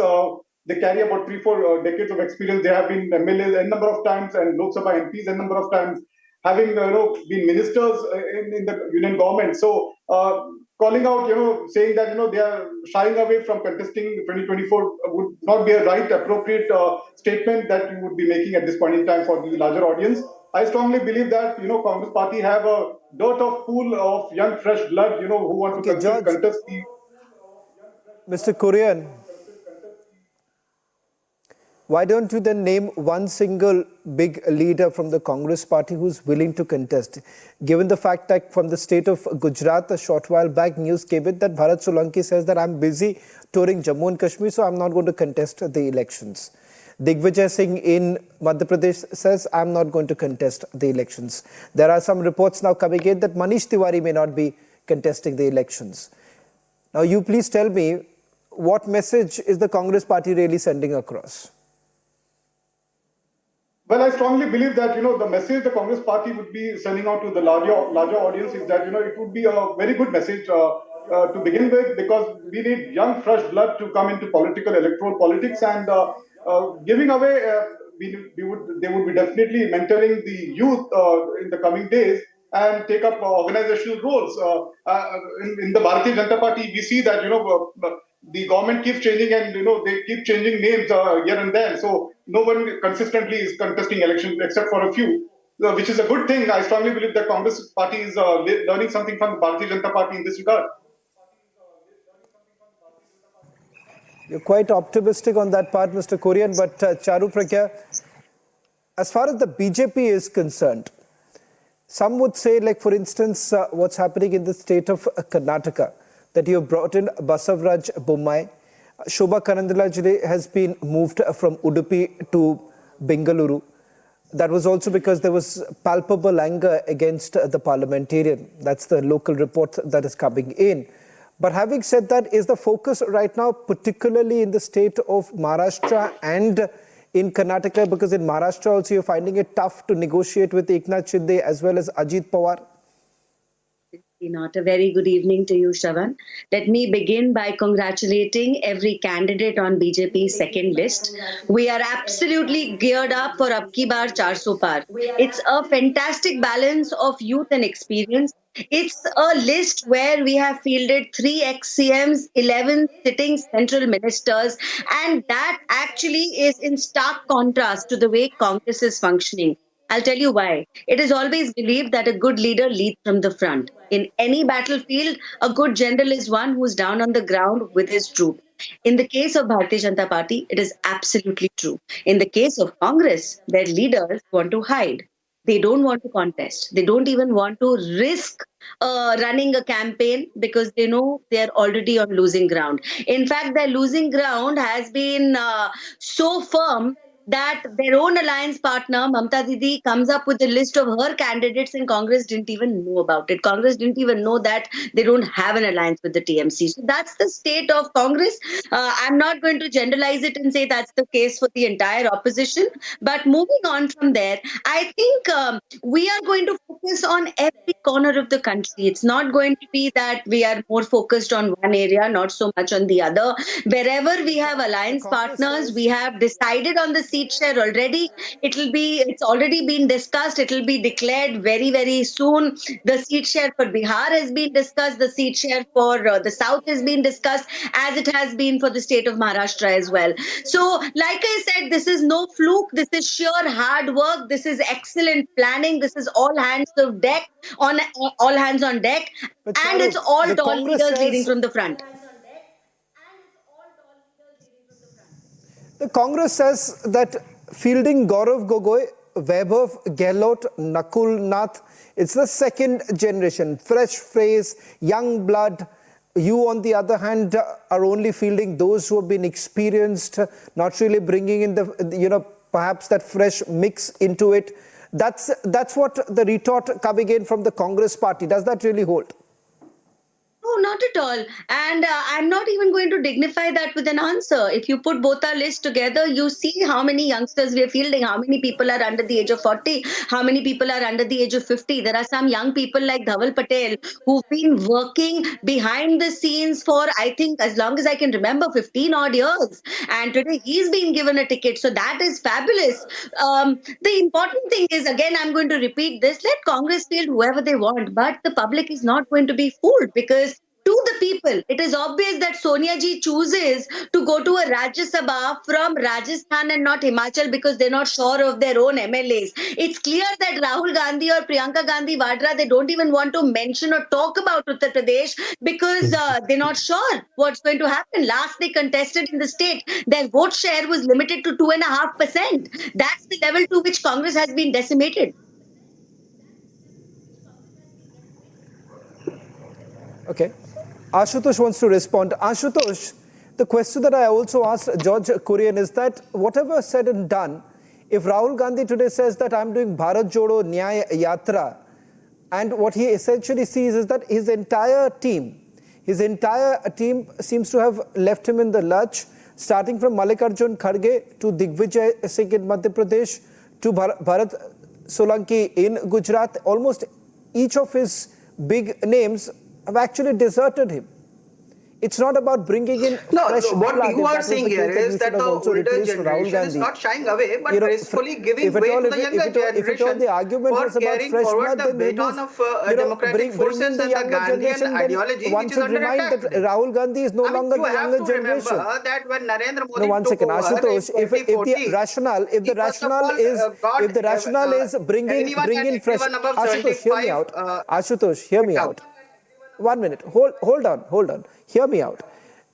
George Kurian says that, why should you really worry? Rather, you should welcome this, that you have the old guns out. You have the young Turks coming in. If that's the rationale, then Rahul Gandhi should also be out. He's no longer the younger generation. For once, I think so, the fascination to think that Rahul Gandhi is in his, early 30s. He's not. The entire nation knows about it. You may like to portray that he's the younger generation, he's the young Gandhi who's on a discovery of India. No, what you have just voiced is the fear that strikes Modi ka parivar. Rahul Gandhi's Bharat Jodo Nyaya Yatra has inspired the young. It has caught the imagination of India, his Panch Nyaya that is offering. And that is what is scaring BJP. That's why you will always see him being attacked. And by his age, I mean, this was the age when Mahatma Gandhi came back and entered politics. He's not old like Narendra Modi, who is nearly 75. And unlike in the past, when he asked everyone above 75 to retire, he's sticking to his chair. And you are bringing people like Manohar Lal Khattar, when youngsters like Brajendra Singh are leaving the party. So be gracious you have for a to remember change. that in JP, it was actually Modi who had to kick out people like Advani ji and Murli Manohar Joshi. And here in Congress, when the younger generation has decided to take the fight forward, and the older generation has said, okay, we will be your gurus, we will guide you, they have a problem. The problem is actually the name that you have taken, Rahul Gandhi. He has been fighting, he has declared that this is a fight of ideologies. And if the younger generation today is inspired by it may be a fight for ideology to fight. Now, Ashutosh, just to remind you, just to have this fight. If you believe that Rahul Gandhi is some general who's taking on the war, he's a lonely general right now. Where are his soldiers? The soldiers, you are just naming them. You can see them in his Nyayatras. And it is those soldiers, when you see them being put in the battle, which is scaring Modi ka parivar. So it keeps talking about why. In some states, I'm told that they are even finding it difficult to get their candidates in place. Not fighting when there are people now, like for instance, I'll give you an example. In the last, okay, Charu, there is an interesting. Just before this debate, Charu, I was speaking to someone from Madhya Pradesh. I was told the number of Congress leaders, even booth workers, Congress workers, grassroots workers who have left the Congress party has run up to almost 5,000 in number. So effectively, George, what is happening is that the Bharatiya Janata Party today is saying that now it is going to be a booth mukt Congress party. So BJP is not happy with just the top leadership leaving. Now they want that even your booths, even the booth leaders, Congress workers, grassroots workers, they should also quit. That's the situation, George. And then, Charu, you can respond. Well, Shravan, I don't quite agree to the authenticity of the report that you just mentioned about news coming from Madhya Pradesh. I strongly believe that the Congress party has a big cadre at the grassroots level and well equipped to do a campaign, maybe to run a door-to-door campaign as well. And I'm sure if the Nyaya Yatra has given the response that the Congress party was expecting out of it. I'm sure Charu mentioned about the youth plus experience. It would be too early to come to any kind of conclusion at this point in time because the Congress party has not released 100 plus as of right now. The candidate it's around 80, 83 plus, whereas the Bharatiya Janata Party is over 200. And I'm sure that the Congress party is yet to release about 200 plus seats. So one could come to a conclusion about youth plus old age and experience, combined together.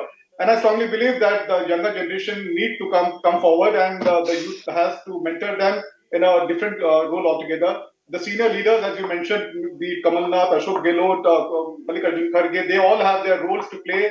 They would be doing extensive campaign across India, across the length and breadth of the nation, running campaigns and things like that. So I'm sure we are all set and done for 2024. The India bloc is all set to give a tough fight to Bharatiya Janata Party and Modi at the center.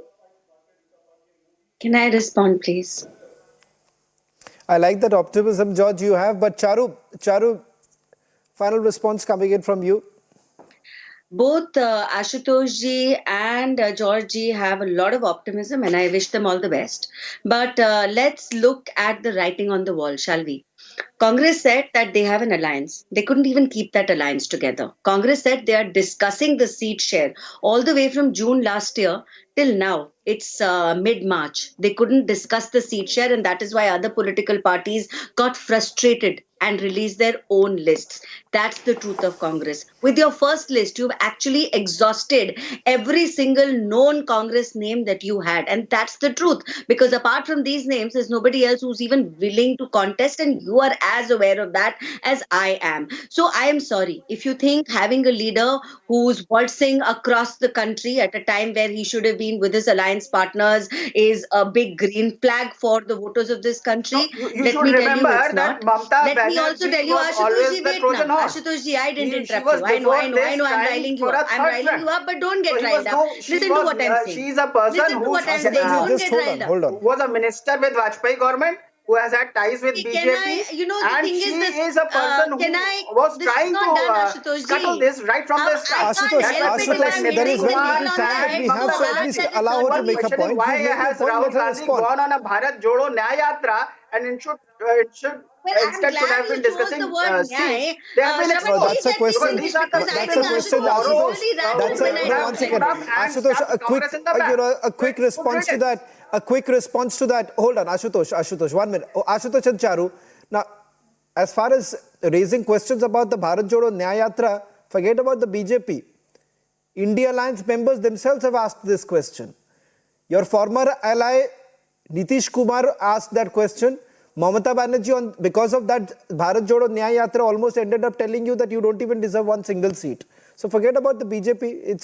It's your own allies who have been saying this. Charu, I'm running short of time, so make your final comment. I'm going to be very quick. Ashutosh ji, please listen. Please listen. Don't do this. Mamata Banerjee and Nitish Kumar both are BJP Trojan horses. Let's remember that. Charu, just make your final point, because I'm really running short of time now. And they were just trying to... Ashutosh ji, I'll come back to you later on. I'll come back to you. Charu. It's not helping anyone. So the word nyaya actually is rattling Charu, too, make your and point. I think you are right to be rattled, because 5 years ago you chose the same word nyaya and you went around screaming ab hoga nyaya. The people of India gave you nyaya. And this time, forget about people of India. Even your own partners are saying, Mamata Didi is saying Congress can't get 40 seats. Aam Aadmi Party chief ministers are saying, ek Congress, they are talking about you like you're already in the past tense. You don't even exist in the present. Ashutosh, get your speaking about Charu, George and Ashutosh. Okay. I'm sorry I upset you, but I that's think the so. truth. You might as well face this it debate now. is going to continue. This debate is going to continue. It's just the beginning of the poll season. This is just the beginning of the poll season. The list is. There are more lists to come out. Let's see if the Congress party still rethinks this entire after what we have seen from the two lists that have been put out by the Bharatiya Janata Party. That's all that we could pack in this edition of the trending burning question. On the other side, the big debate coming up with Editor-in-Chief Arnab Goswami.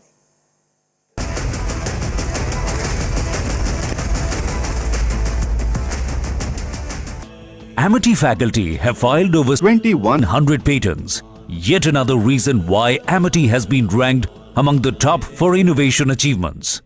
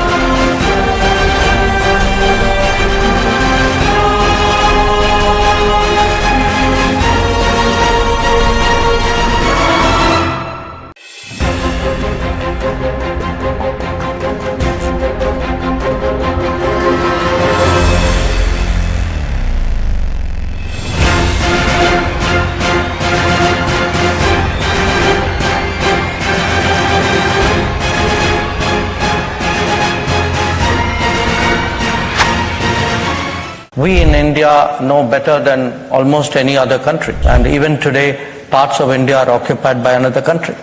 But we did not see the world respond saying, oh, there's a great principle involved and therefore let us all go with India. Yes, today we are being told that there are principles involved. I wish I had seen that principle in play for the last 80 years. I've seen those principles cherry-picked when it suits people. My Prime Minister has stood next to President Putin and has said that we do not believe that this is an era of war. We are today for... In terms of relationship with Russia, India, in terms of the border conflict with Russia, you have been talked about the importance of the territorial integrity and sovereignty, but you have not come out in terms of criticizing Russia aggression to Ukraine, and people may think that this double standard. So what would be your position on this comment? You know, my position would be that the world is a complicated place, and there are many important principles and beliefs in the world. What happens sometimes in politics, in world politics, is countries pick one issue, one situation, one principle, and they highlight it because it suits them. But if one looks at the principle itself, I mean, we in India know better than almost any other country because immediately after our independence, we experienced aggression. We experienced an effort to change our boundaries, and even today parts of India are occupied by another country. But we did not see the world respond saying, oh, there's a great principle involved and therefore let us all go with India. So yes, today we are being told that there are principles involved. I wish I had seen that principle in play for the last 80 years. I've seen those principles cherry-picked when it suits people and not when it doesn't suit people. But I do think it's an important principle, because, I would say injustice was done to us. I'm not advocating it should be done to everybody else. We have been very clear. My Prime Minister has stood next to President Putin and has said that we do not believe that this is an era of war. We are today for resolving this conflict. We want to see the end to this conflict. But we believe that every conflict finally ends in some kind of, people come to the table. That's how conflicts end. I mean, you can also decide a conflict on the battlefield, but we don't think this conflict will be decided on the battlefield.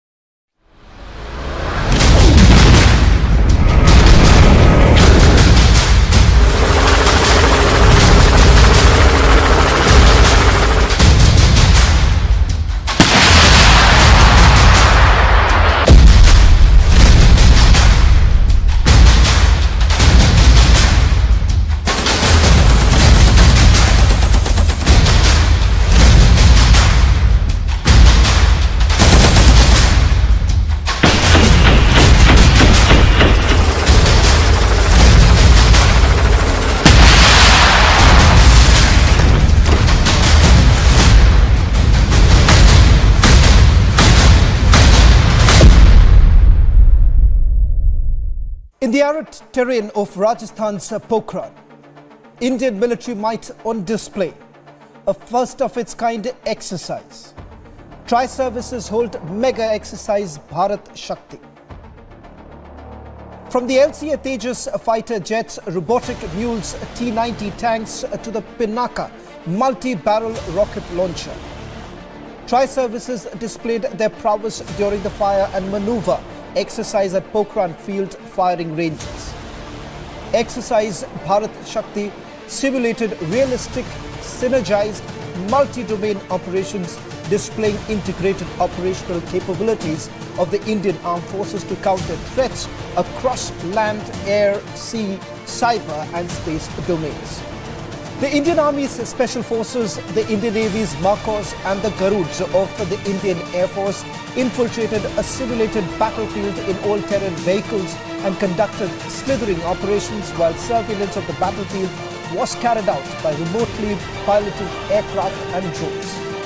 This was followed by the degradation of targets by long-range vectors and artillery guns. Indian Navy showcased naval anti-ship missiles, autonomous cargo-carrying aerial vehicles and expendable aerial targets, highlighting maritime strength and technological sophistication.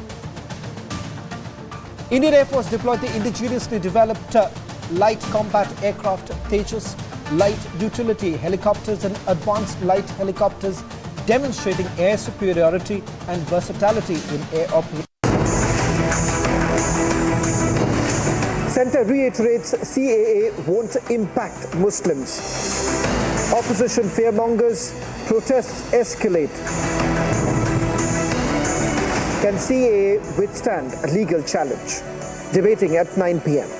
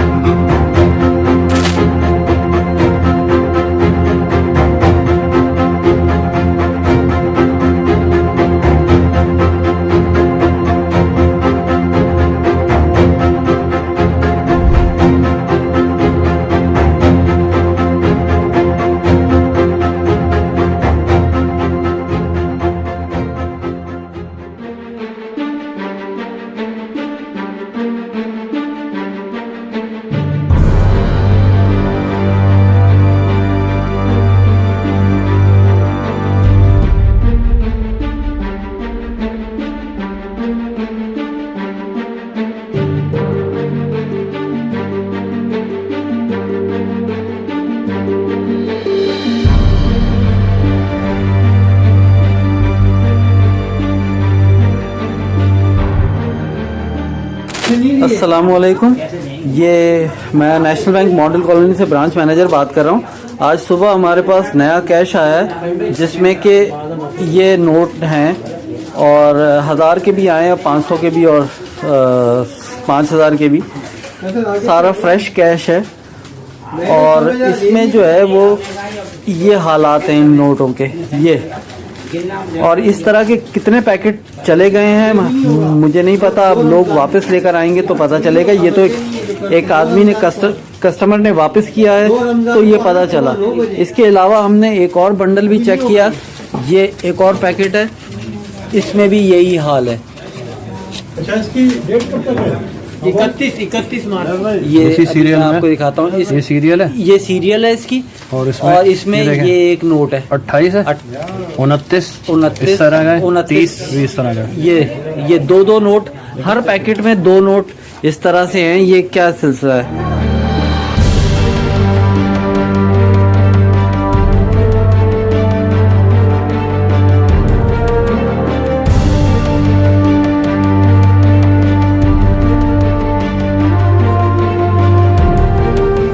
This finally made State Bank of Pakistan to take notice of it and issued a clarification. According to the spokesperson of State Bank of Pakistan, it was not a case of fake currency note. Rather, these notes were somehow misprinted and there was nothing to worry about. Nobody has to worry about it. And according to the spokesperson, anyone who can get hold of these currency notes accidentally, they can get it exchanged from nearby any branch of the bank. But one thing is for sure, Pakistanis are panicked. It was only last year when fake notes of rupees 5,000 shocked every Pakistani, and so far the Pakistani authorities could not come up.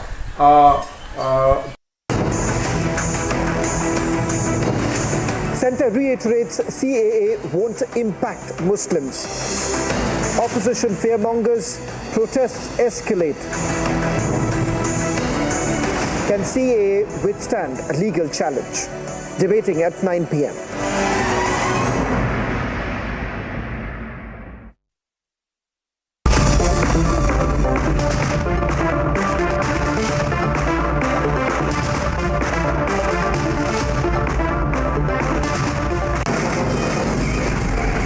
From the Delhi studios of Republic TV, it's time for Arnab Goswami on The Debate.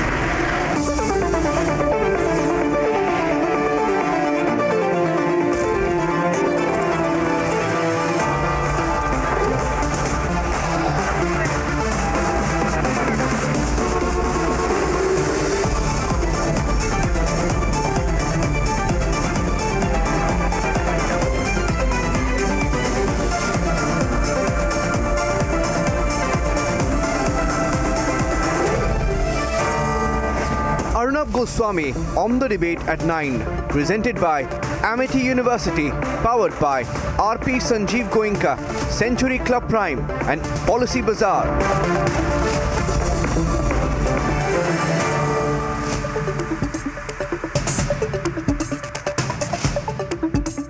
Good evening, viewers, and welcome to The Debate. In the course of the last 2 or 3 days since the government notified the Citizenship Amendment Act, or should I rather call it the Citizenship Amendment Bill, because it has been passed by both houses of parliament, you have heard the usual arguments being made, the kind of arguments that you heard just before COVID during Shaheen Bagh. Muslims will be discriminated. This is ultra vires of the constitution. It will be put up to legal check before the Supreme Court. The Supreme Court will turn it down, etc., etc. And tonight, therefore, I think that since we have the opportunity and the time, let's put this to a reasonable test. The test of logic. The test of certainty. Ladies and gentlemen, to say that the Supreme Court will turn down or reject the Citizenship Amendment Bill is preposterous. Firstly, because the Supreme Court knows the limits within which it has to operate and respects the rights of the legislature and the rights of the elected government and the rights of parliament, to even expect that the Supreme Court of India will arbitrarily simply cancel something passed by elected governments and passed by both houses of parliament is absolutely unbelievable. It will never happen. Secondly, tonight what I will do is I will put those naysayers who say that the Citizenship Amendment Bill is anti-Muslim to a legal test of logic. Let me present a few of my basic arguments to you.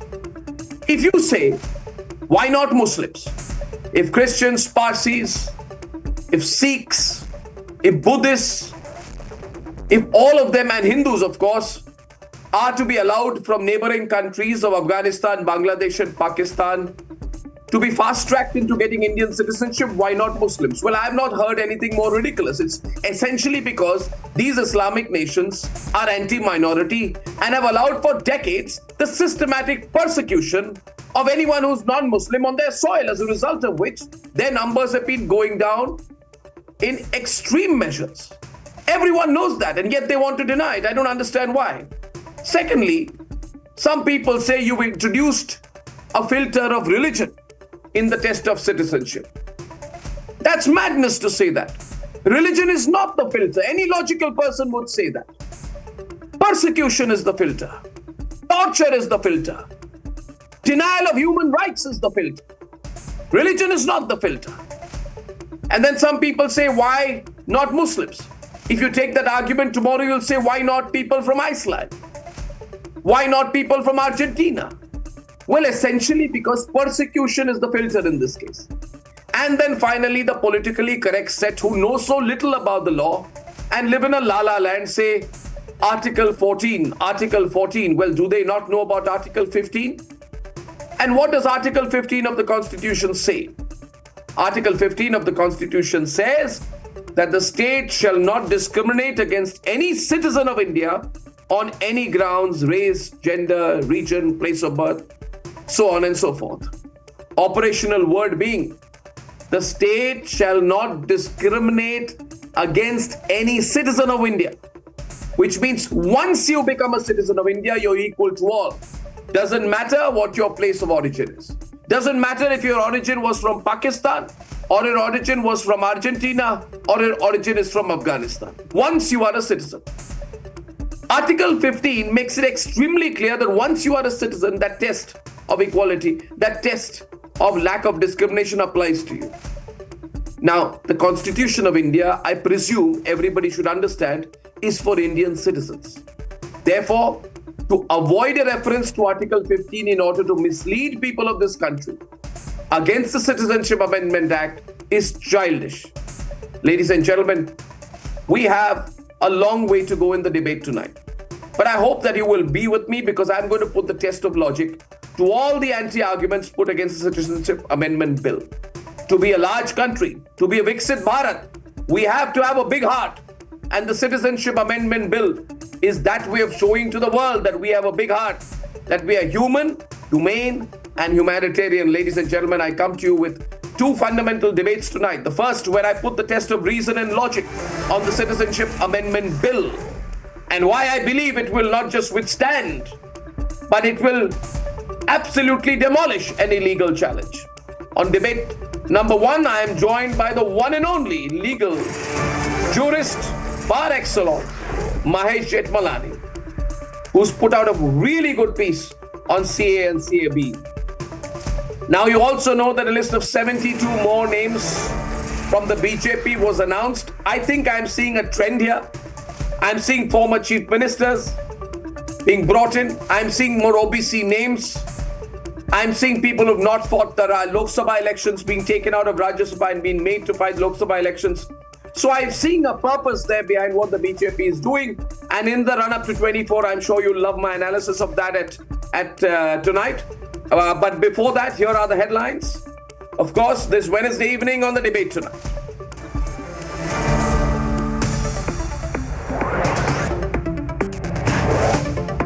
Despite the centre's clear stand on the citizenship law, the Muslim League moves the top court seeking a stay on CAA rules. BJP's second list is out, retains top guns, gives more tickets to former chief ministers. BJP swings a big surprise in Karnataka. 7 sitting MPs drop. Bommai Yaduvir picked. Youth leader Tejasvi Surya retained from Bangalore South.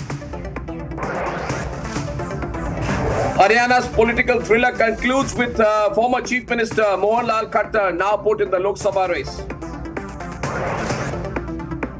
Hate politics at its peak once again. INDI minister insults the Prime Minister in a purported video.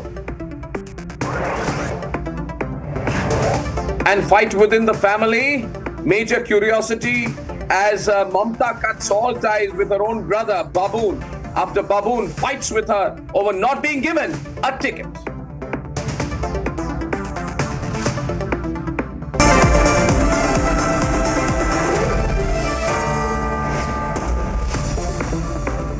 So first, let's begin tonight by understanding where the whole CAA debate is placed.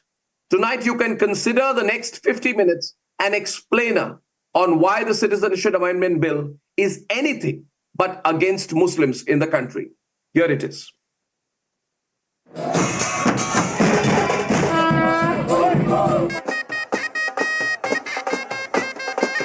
As India celebrates rollout of citizenship law,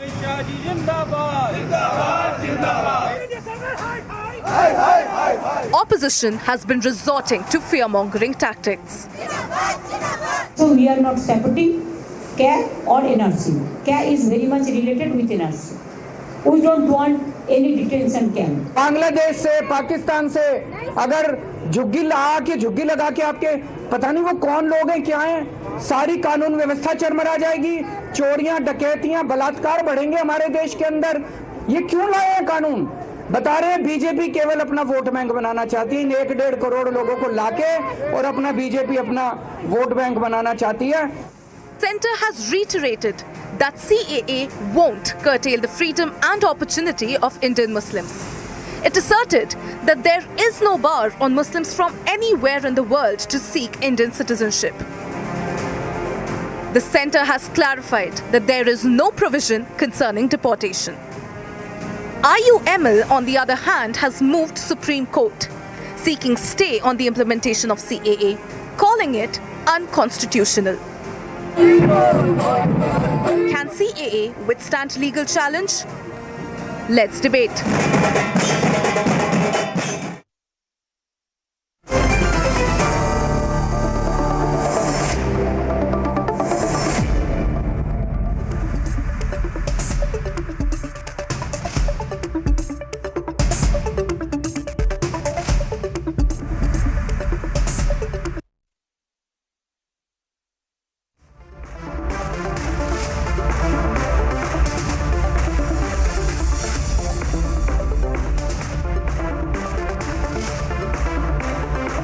okay, we're setting up the debate with Mahesh Jethmalani tonight.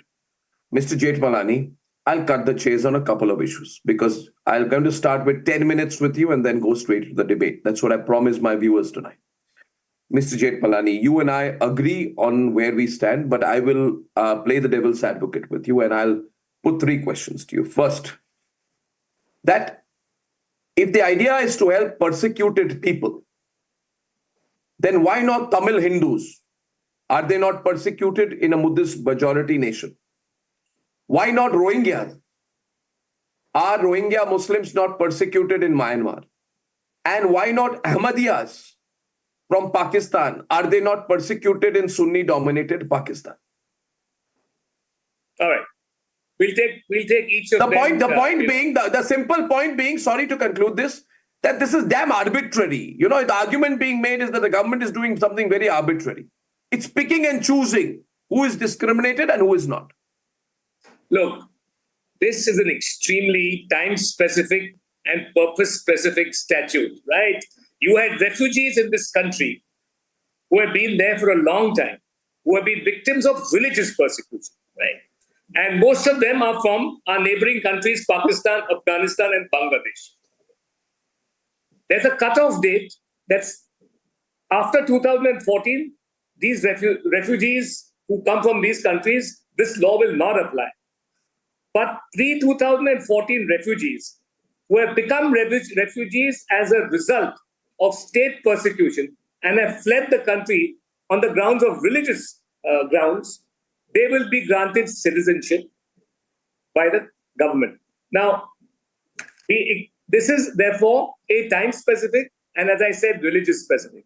Now, let us come to the 2 issues which are the same. The 2 examples you mentioned, which stand on a similar footing. The first one is the Rohingyas, and the second one are the Sri Lankan Tamils. Now, as far as the Rohingyas are concerned, that is not a ground of religious persecution. And this does not mean that other forms, this statute doesn't exclude giving refuge or citizenship to people persecuted on other grounds. First, let's understand that. This deals with a particular situation, which is of refugees of long-standing suffering, 2014, right? And even prior. Now, as far as the Rohingyas are concerned, this is not an Indian problem. This is a dispute between Myanmar and Bangladesh. There are a lot of non-Rohingya Muslims in Myanmar who are not being persecuted. It is only the Rohingyas it's an ethnic issue. The Myanmar government believes that the Rohingyas, right, are not nationals, are not original nationals of Myanmar. The British, during colonial rule, in order to get labor for tea estates, etc., in Burma, transported the Rohingyas from Bangladesh to Myanmar, then the Burmese state, because there was a labor shortage. They have never accepted them. This is the dispute. Myanmar wants to send them back to Bangladesh. The dispute, therefore, between 2 countries and not India. Now, why should India get involved in this, right? Why should India, of all people, or of all countries, have to face the burden of refugees? By the same argument, by the same argument, why should India get involved in who Pakistanis are discriminating against?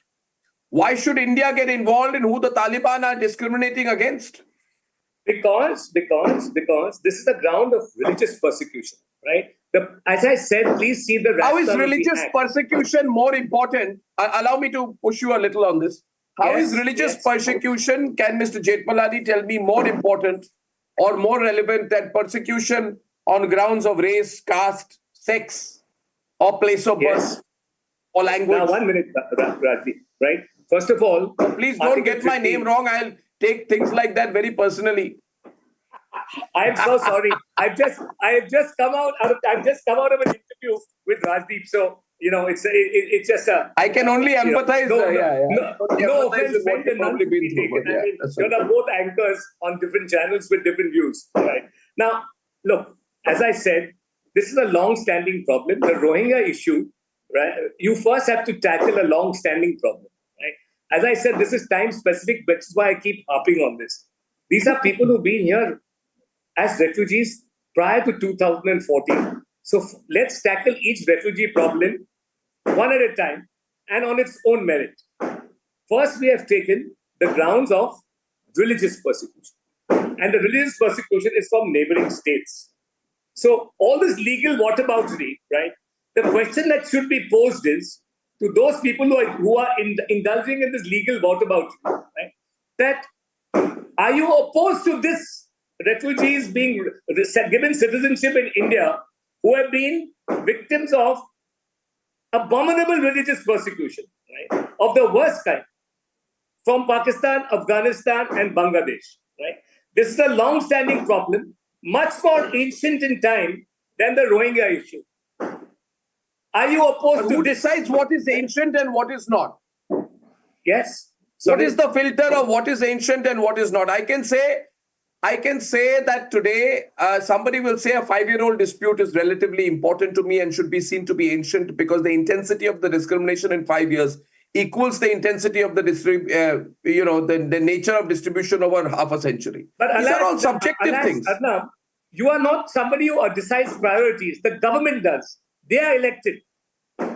This is an exercise of sovereign power. You might find it unreasonable, right?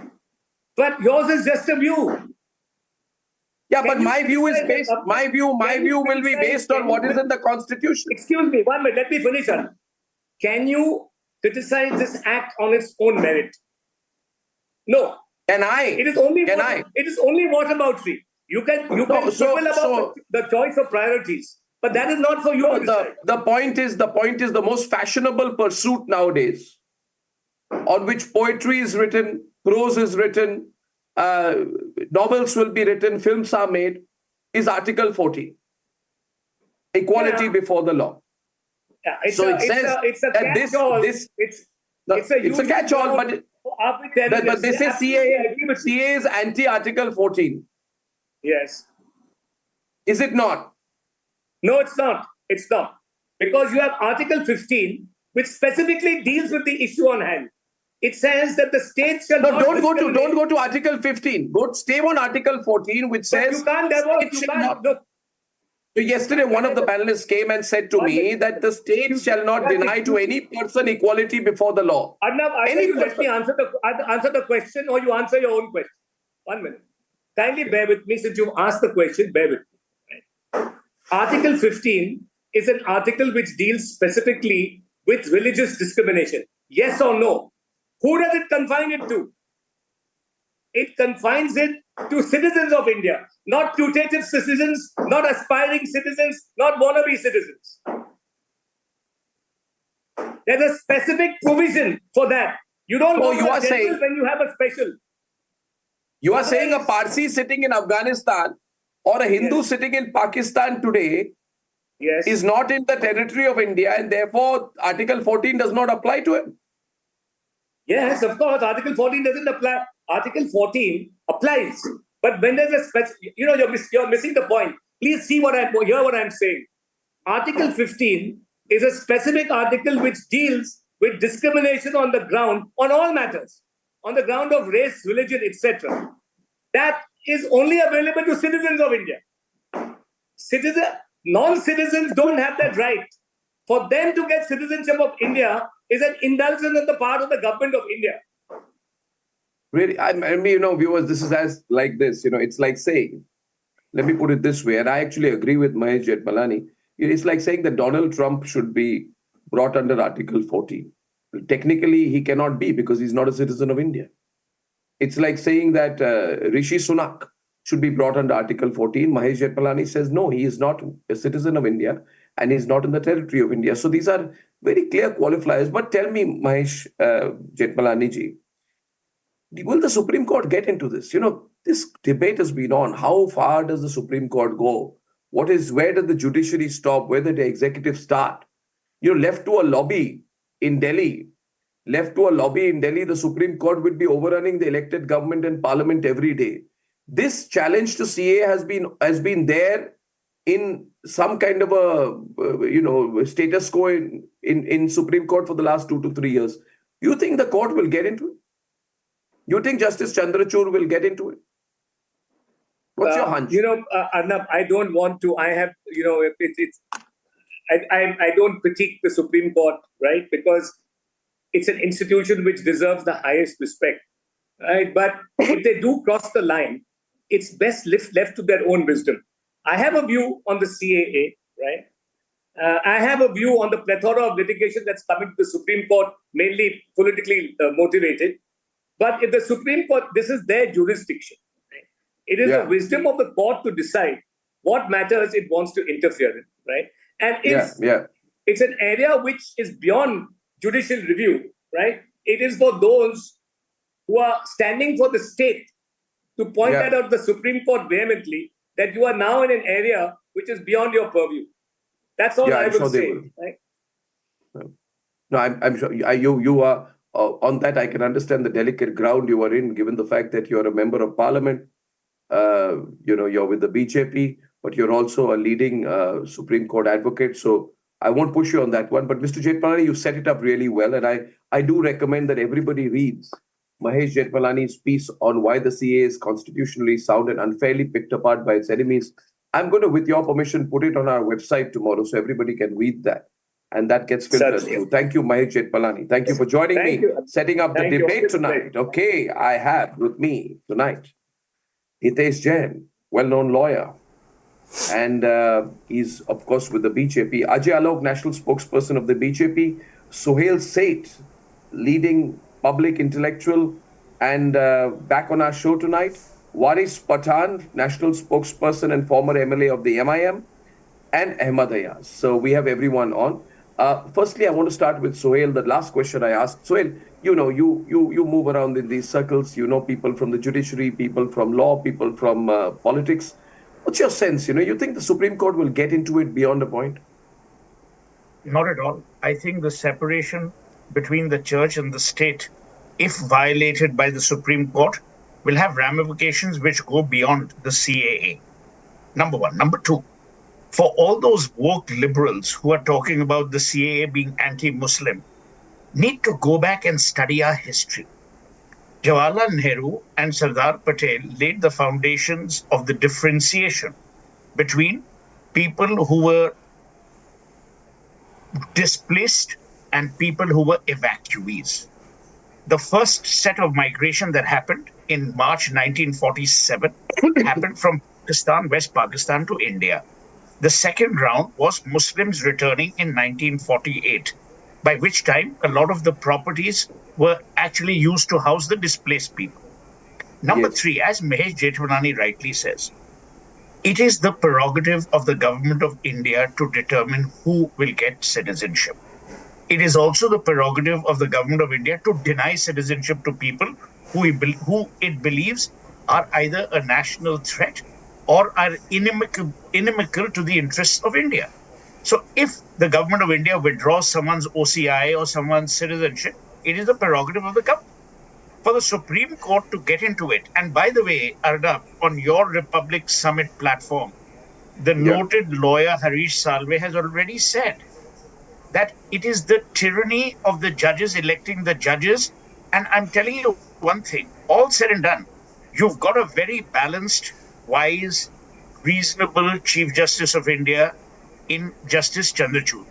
I don't think he, more than anyone else, will go to the extent of non-determining or actually violating the principles of the separation between church and state, qua parliament and the judiciary. This is my belief. But there are experts like my good friend Waris Pathan, who always has a view on everything. So we'll wait to see what he says. Okay, we set it up well. I'm opening today by saying we'll have statement, counter statement. And I will get first Waris to have his first joust with Ajay Alok. Then I will bring the other two panelists in. I want to make it very organized because it's a legal and political issue. Waris, give me one reason, or rather don't give me, give Ajay Alok one reason on the legality or illegality as you see it of the CA. Then I'll get him to respond and we'll take it very logically. Please, Waris. Well, Arnab, to begin with, there are 2-3 points. So to begin with, let me tell you, the CAA is discriminatory, it is based on the religion, it is against the Article 14 and hence it is unconstitutional. There are several Supreme Court judgments which say that you cannot form a law on the basis of religion, and here they have made a law. Now you cannot read the CAA in isolation. You will have to see the CAA along with the NPR and the NRC. What happened in the NRC in Assam? It was the Supreme Court monitored exercise conducted there in Assam where crores of rupees were spent. And what happened ultimately? What result was there? More than 10 to 15 lakh names of our Hindu brothers and sisters were missing from that. More than 2 lakh names of the Muslims were missing from the list. Amongst them were the Chief Justice of Bihar earlier. His and his family's names were missing. Now what will happen if the CA is made out that thus those Hindu brothers and sisters whose names were missing in the NRC, they will definitely get the citizenship as per the new CAA draft law. But what about the Muslims? They will not get the citizenship. They will have to approach the Foreigners Tribunal. That is a difficulty. That is why we say it is against the Muslims, Dalits and the others. Thirdly, let me remind you, Arnab. No, why now? Why now? Because you just 2-3 days are remaining. The entire nation is asking. Arnab, just 10 seconds. I said you 10 give 1 seconds, point. I will finish my argument. What is Just give me 10 seconds. I said 1 point, 1 counter, Just 10 1 seconds, point, 1 counter. I will stay by that rule 10 seconds of today. your valuable No, I won't time. even give you 10 seconds right now because I want a counter to the first point from Ajay. Then I'll be able to take it forward very systematically. I will only place on record that as much as I want NRC, the government has clarified right now there is no NRC. So this is all what Waris Pathan is doing, is trying to create something where none exists. Ajay Alok can respond. Ajay and Waris on a versus. Ajay. First of all, Arnav, I would like to say very politely to Waris Bhai that please don't try and mix CA and NRC. It has nothing to do with it. Number one. Number two, as far as the legal claim goes that it is not according to law, according to Constitution, Article 14, 15, what blah blah. I guess you must have listened to Mr. Mahesh Jethmalani ji. You are yourself a lawyer. You know you are contradicting yourself. Now, the CAA is not a new chapter in the Indian political system or in the Indian Constitution. If you remember, the famous Nehru-Liaquat Pact, the failure of that pact, which determines the religious beliefs of the minority community in both the countries need to be secured by the respective government, and Pakistan failed on that count. That itself was the starter to the CAA. My question is, why we were silent on CAA? If you say that we made the law in 2019 and because of elections we have released, no. We wanted to make a perception, people well aware about the CAA, and today we have achieved that, so this law has been notified. And second thing, what you are trying to place in front of the Muslim masses, that is going to take away the rights of Muslims. CAA has nothing to do with Muslims, nothing. CAA does not give citizenships to Muslims, CAA does not take citizenship from Indian Muslims. So the Muslim does not come into the picture. You are just trying to do it to take the political mileage from the Muslim community, which you have used, whether the Ghamandia or those AIMIM people.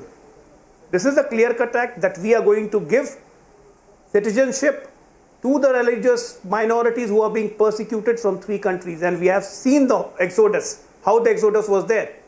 Don't forget there were 18% Hindus in Pakistan after partition, today not even 1%. Yeah. Where they have gone? Either they have been converted or either they have been killed or they ran away. And you want, whether it is Hindu, whether it is Parsi, whether it is Sikh in Afghanistan, in the windows, whether it is Jains. I mean, you have to think sympathetic. We have to think in large hurt. India is not a small country. We are a place of we are home to many religions, and definitely it's our duty to look after this, and we have to look at a humanistic approach, not a communal approach like you. So that's what we are doing, and CAA is a reality. You have gone to the court. The court will take its own decision. I will now subject the CAA to the equality test. 1 minute. You 1 minute. Let me first of all get everyone in. The windows are too static right now, Aditi, on the program because I'm not seeing Hitesh. Yes, thank you for introducing Abbas also into the debate. Now, point number 1, Hitesh and Abbas are on the debate. Abbas and Hitesh. First of all, do we respect Parliament? It has come down to this now. If we want to disrespect Parliament, Hitesh and Abbas, because you people cannot get elected or you can never have a majority in Parliament, you decide. I respect my Parliament, and Article 11 of the Constitution says that nothing in the foregoing provisions of the part shall derogate from the power of Parliament to make any provision with respect to the acquisition or termination of citizenship and all matters relating to citizenship. It says Parliament.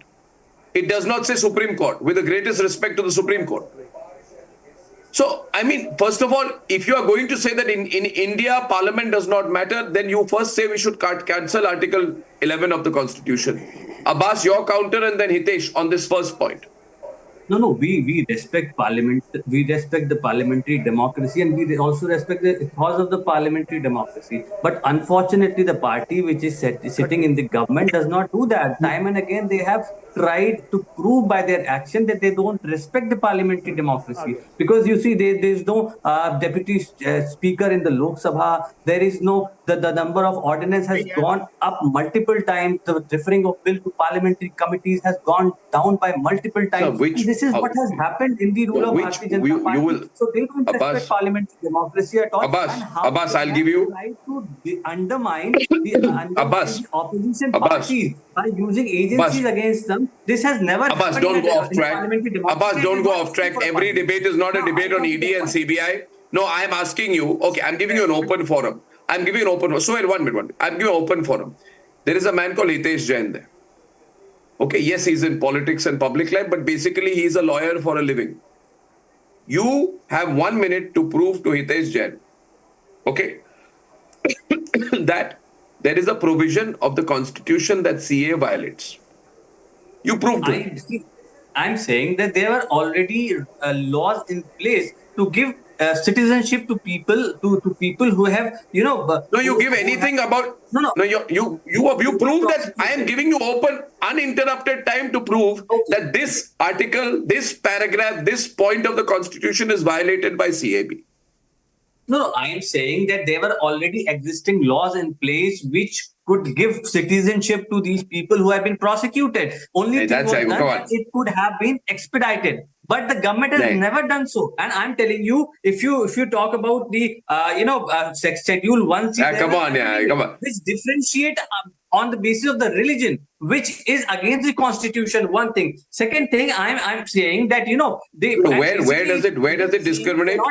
Where does it discriminate? 1 minute. Where does it discriminate? Because the citizenship form has to be referred from one committee to another committee, then to another committee. So it is nothing just to Bharatiya Janata Party is back on the divisive agenda, and that is why they have come up with CEA. And for 4.5 years they have been waiting because there were no Lok Sabha election at that time. Otherwise, it would have hardly taken 24 or 48 hours to come up with the rules of the CEA. So why you can even a child can understand that why they took 4.5 years, because it was not about giving citizenship to anyone. It was about dividing the cause of our nation, dividing the communal secular fabric. What are you saying, Baba? This is what they want to do. Hitesh, okay, I'll let Hitesh respond now. You have given 180 seconds to Abbas, but except rhetoric and platitudes, there is no argument. I'm glad you bought Article 11. And the genesis of Article 11 clearly says that the Parliament can make any laws, including the laws on citizenship. Now, let me take you a step back to the great Dr. Babasaheb Ambedkar, who during the Constituent Assembly debate, specifically when this provision of citizenship was being debated, it says that as to what should be the criteria of the citizenship, that should be left to the Parliament to decide. So when you read Article 11, including the constitutional debate, it sufficiently provides Parliament on the first legal aspect as to whether the Parliament has a right and authority to make the law. Yes, the Parliament has a right and authority to make the law. Now, let me deal with the second argument. Now, everyone is talking about Article 14, discrimination and all. Article 14 also permits any lawyer who goes to the law student or even a school-going child, 9th standard, 10th standard student will tell you that Article 14 permits reasonable classification. And when it permits reasonable classification, it also allows discrimination. And in this case, the reasonable classification is the targeted section, that is to provide protection to the persecuted minorities. Unfortunately, the problem is people just look at one area. You don't look at the law properly. Article 14 deals with two aspects: equal protection of law and equality before law. And when it deals with the equality before law, it does permits reasonable classification. And this same lobby who continues to oppose all these things only on the basis of platitudes and rhetoric, they are aware, they day in, day out, they argue on a reasonable classification. This is the open and shut case. And according to me, it is not going to stand in the Supreme Court. They are going to fall flat on their face. You see, this particular debate today, Abbas, this debate is getting a very unique response from our viewers tonight. They are saying that this is the first time on a debate on television that you're seeing reasonable arguments put. You see, Suhail, I have a choice of doing this debate. If I do the usual tutu meme debate that happens and let Waris Pathan lose, then in a minute you are anti-Muslim, you're this, you're pro-Hindu, you're this, you're Sanghi, Kongi, that starts. This is a very reasonable argument. People who don't study, and I'm telling you, anchors also are responsible, and TV channels who don't do any research, just allow that kind of debate and allow people like Waris Pathan to vitiate the atmosphere.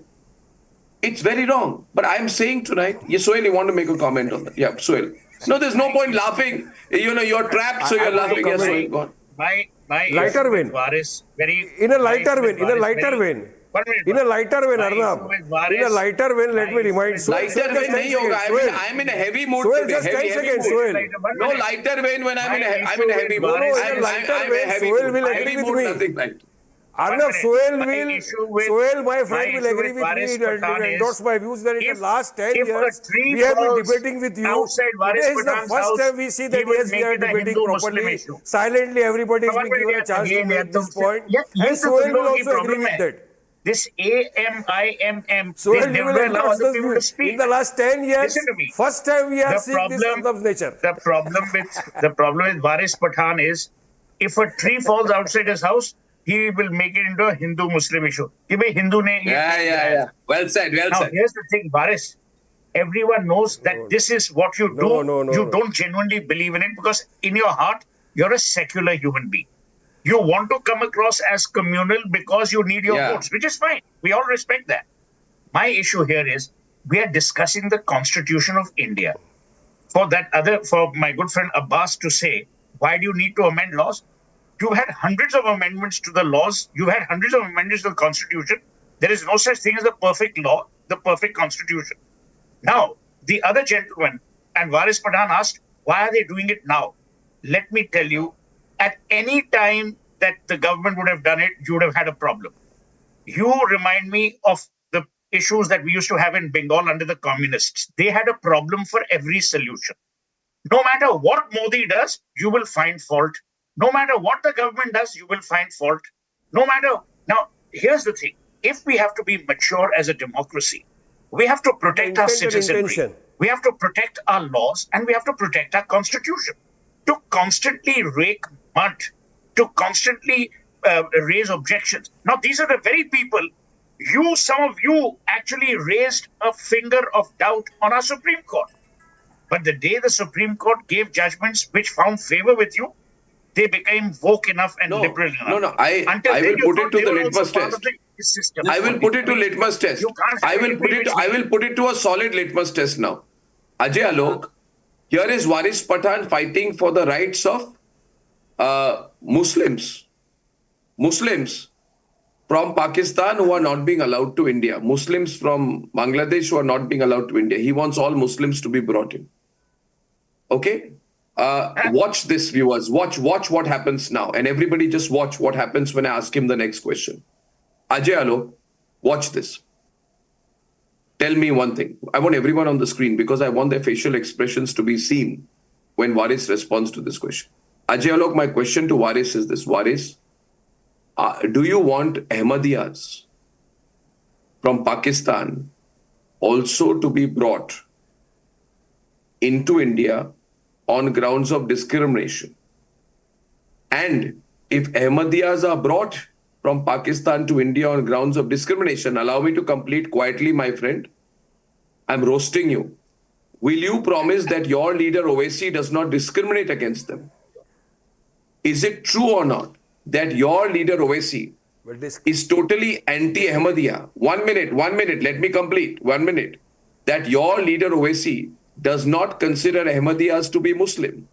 That your leader Owaisi and his All India Muslim Personal Law Board, let me complete, does not, Ahmadiyas are not allowed to be members or representation in the All India Muslim Personal Law Board, who will you stand with? Will you stand with the Jamaat-e-Islami Hind, who will ask for a social boycott or Ahmadiyas?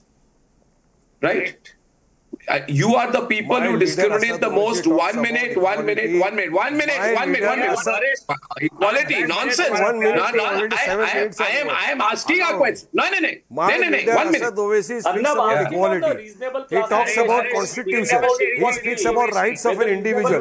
We have already filed a petition before. Ask him about Ahmadiyas and the views of AMPLP and OSC on Ahmadiyas. But the central government said that.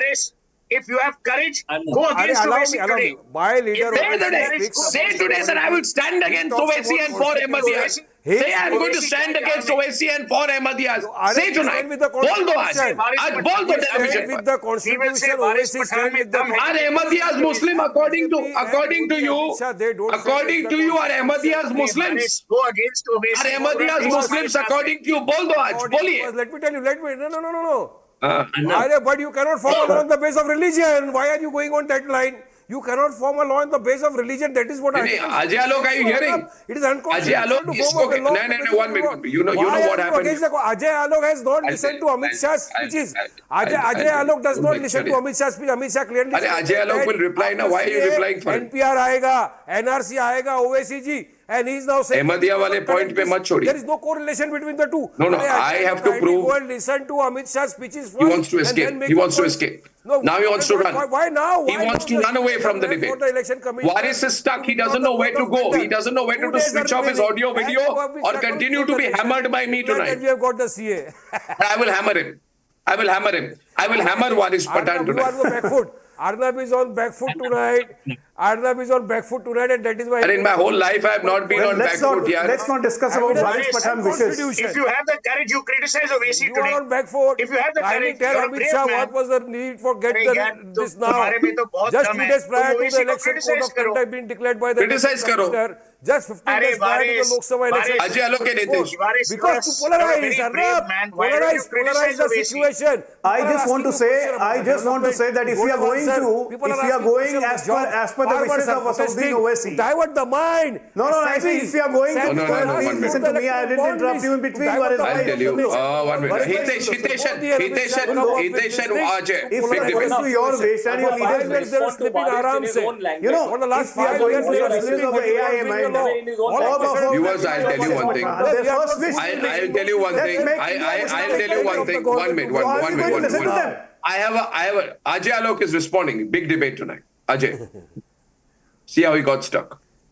I'm just saying that if you all are going to just fulfill their wishes of Owaisi or for that matter Waris Pathan, who has been secular in the past, but when he say Ganpati Bappa Moria, he has been thrown out of the party and then he had to apologize. Very sad. So this is the problem with this party. His first wish that India should be made an Islamic nation. Are we going to heed to that? No. Nobody threw out. That's your first wish.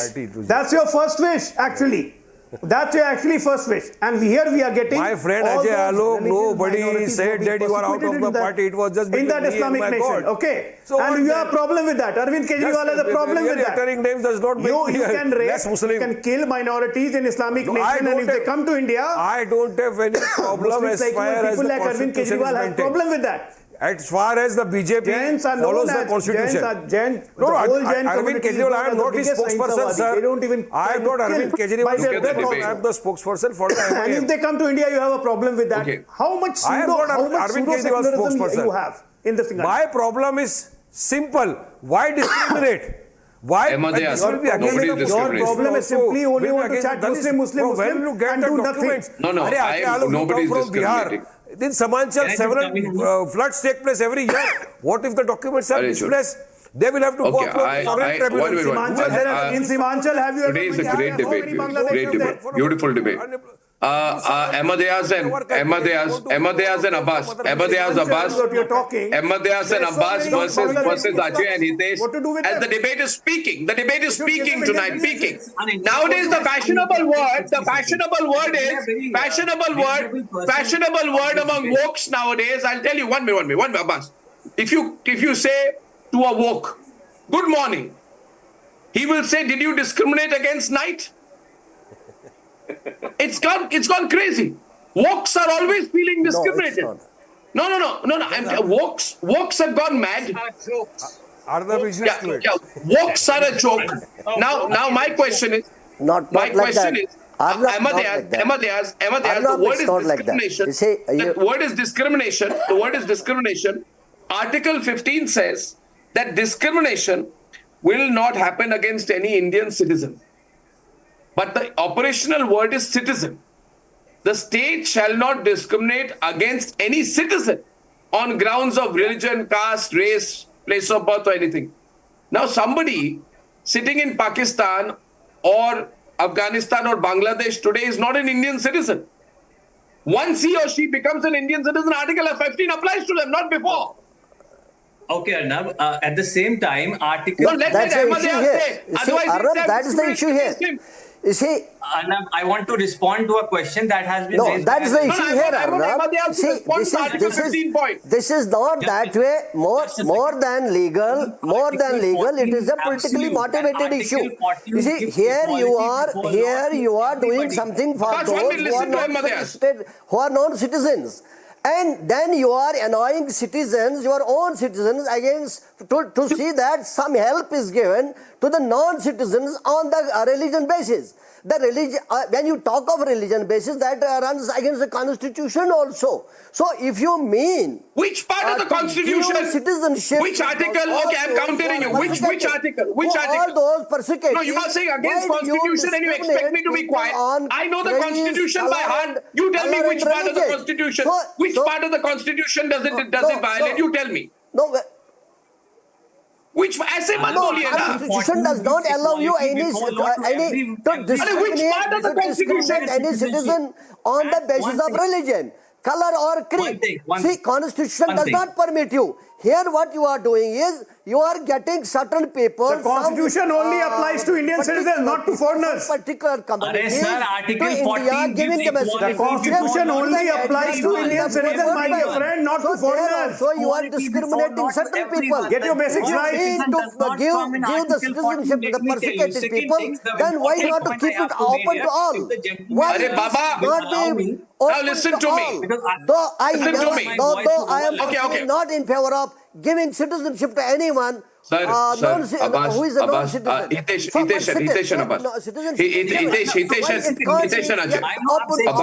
have asked about Ahmadiyas and other people. Firstly, I want to know from you whether Samajwadi Party will include in its manifesto criticism of the All India Muslim Personal Law Board to deny membership to Ahmadiyyas. I'm saying, since it's been a reasonable debate, so let me answer you. There has been an important question in the debate. First of all, I'm saying that, anybody would say that you are giving citizenship to people who are religiously prosecuted. Fine. So according to you, Ahmadiyyas and Hazaras and Shias and Hadianis, they are somehow related to Islam. So you don't want to give citizenship to them. What's wrong with atheists? What's wrong with agnostics? Because Pakistan is not an atheist state. It's an Islamic state. They are also there. So do we have a column in the Schedule 1C? A solid woke argument being put here tonight. We said keep it all. If at all it is to be given, keep open to all. I'm saying the state is trying to undermine equality before law. That is Article 14. I'm saying this. Sir, Hitesh will reply. He's the lawyer. What he is doing, he's just parroting the line Article 14 equality. What's wrong with he has to understand. He has no answer on Article 11. He has no answer on the constitutional debate. He has no answer on the fact that this is a targeted measure, not a blanket exclusion. He has no answer on the fact that there is a reasonable classification. Ultimately, in courts, it is the law and the logic and the constitution that is applicable, not this political ipsy-dipsy. You cannot fire the political agenda from the shoulders of the court. This is a pure and simple legal constitutional argument, which even school-going children will be able to debate with Abbas. Abbas, I'll tell you one thing. Abbas, I'm sure. Abbas, I will answer. Abbas, I will answer to your question. Article 14 says equality before the law, okay? is a Hindu sitting in Pakistan or Parsi sitting in Afghanistan is within the territory of India? No. Article 14 logic does not apply, because tomorrow you will say somebody is sitting in the Gaza Strip. Article 14 should apply to him. You say somebody sitting in the Gaza Strip. Article 14 should apply to them. Understand what citizenship What kind of argument is this? Once they come here, that will be applied. What kind of argument is this? In Gaza, they will apply. Once they come here, it will be equality before the law. Varis, you're a lawyer, na? Once they become citizens, the Constitution of India applies to them. When they are not citizens, how does the Constitution of India apply to them? No, politically, I don't know. The rule is saying that why the CA I want a political statement from them. That is the logic to bring the CA and then bring the NPR and the NRC and then see to it that the Hindus are left there, they will be given the citizenship, and the Muslims who are living here, you will be making. Arnab, I want a political statement from Congress supporters and Samajwadi Party. What do you want? Simple question. Answer to my simple question. Why exclude the Muslims? I want them to. I just want Congress supporters to say that they don't want him. There are several. They don't want Hindus, Sikh, Parsi, Baudh and Isai to come to India. Spend some time from moving. I want to ask Samajwadi Party, they must make a statement, and the Congress Party, that they don't want Hindus, Sikh, Isai, Parsi and Baudh to come to India and get citizenship. Please make a statement. This is anti-constitutional. Make a statement. You have to follow the constitution. I request. Our application is pending before the Supreme Court. Viewers, I have come to one conclusion. I have conclusion today. I have come to one conclusion. I have come to one conclusion today, that many people doing debates don't read the Constitution of India. To them, I would recommend Part 2, Article 11, Article 15, which is to be read in conjunction with Article 14, not alone, and Article 7, which effectively lays the foundation for CAA. I have read Article 14 and it does not apply to people in the Gaza Strip. Now, you may want it to apply, doesn't make it apply. Now, this has been, however, a great debate. This has been a great debate, and it's an informed debate. And it's a debate we've all enjoyed. I thank you all, ladies and gentlemen. I thank you all, ladies and gentlemen, for debate number 1 tonight. On the other side, what you should be reading into the selection of candidates by the BJP. In a few minutes, I'm back.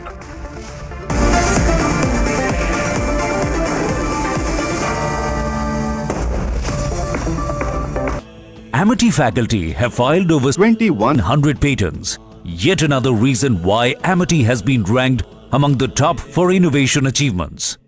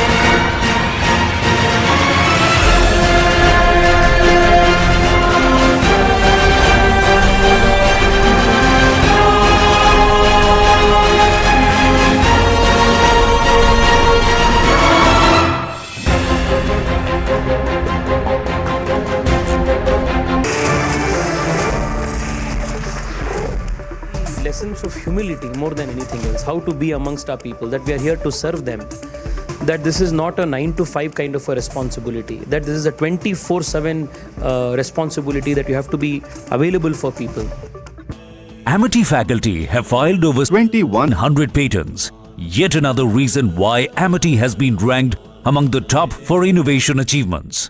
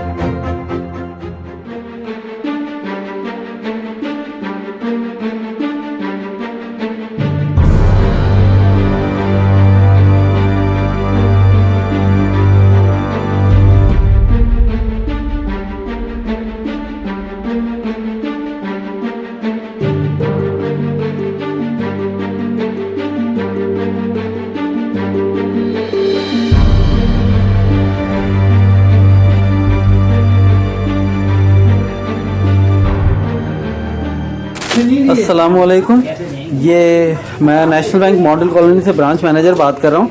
आज सुबह हमारे पास नया cash आया है जिसमें कि ये note हैं और 1000 के भी आए हैं, 500 के भी और 5000 के भी। सारा फ्रेश कैश है और इसमें जो है वो ये हालात हैं इन नोट।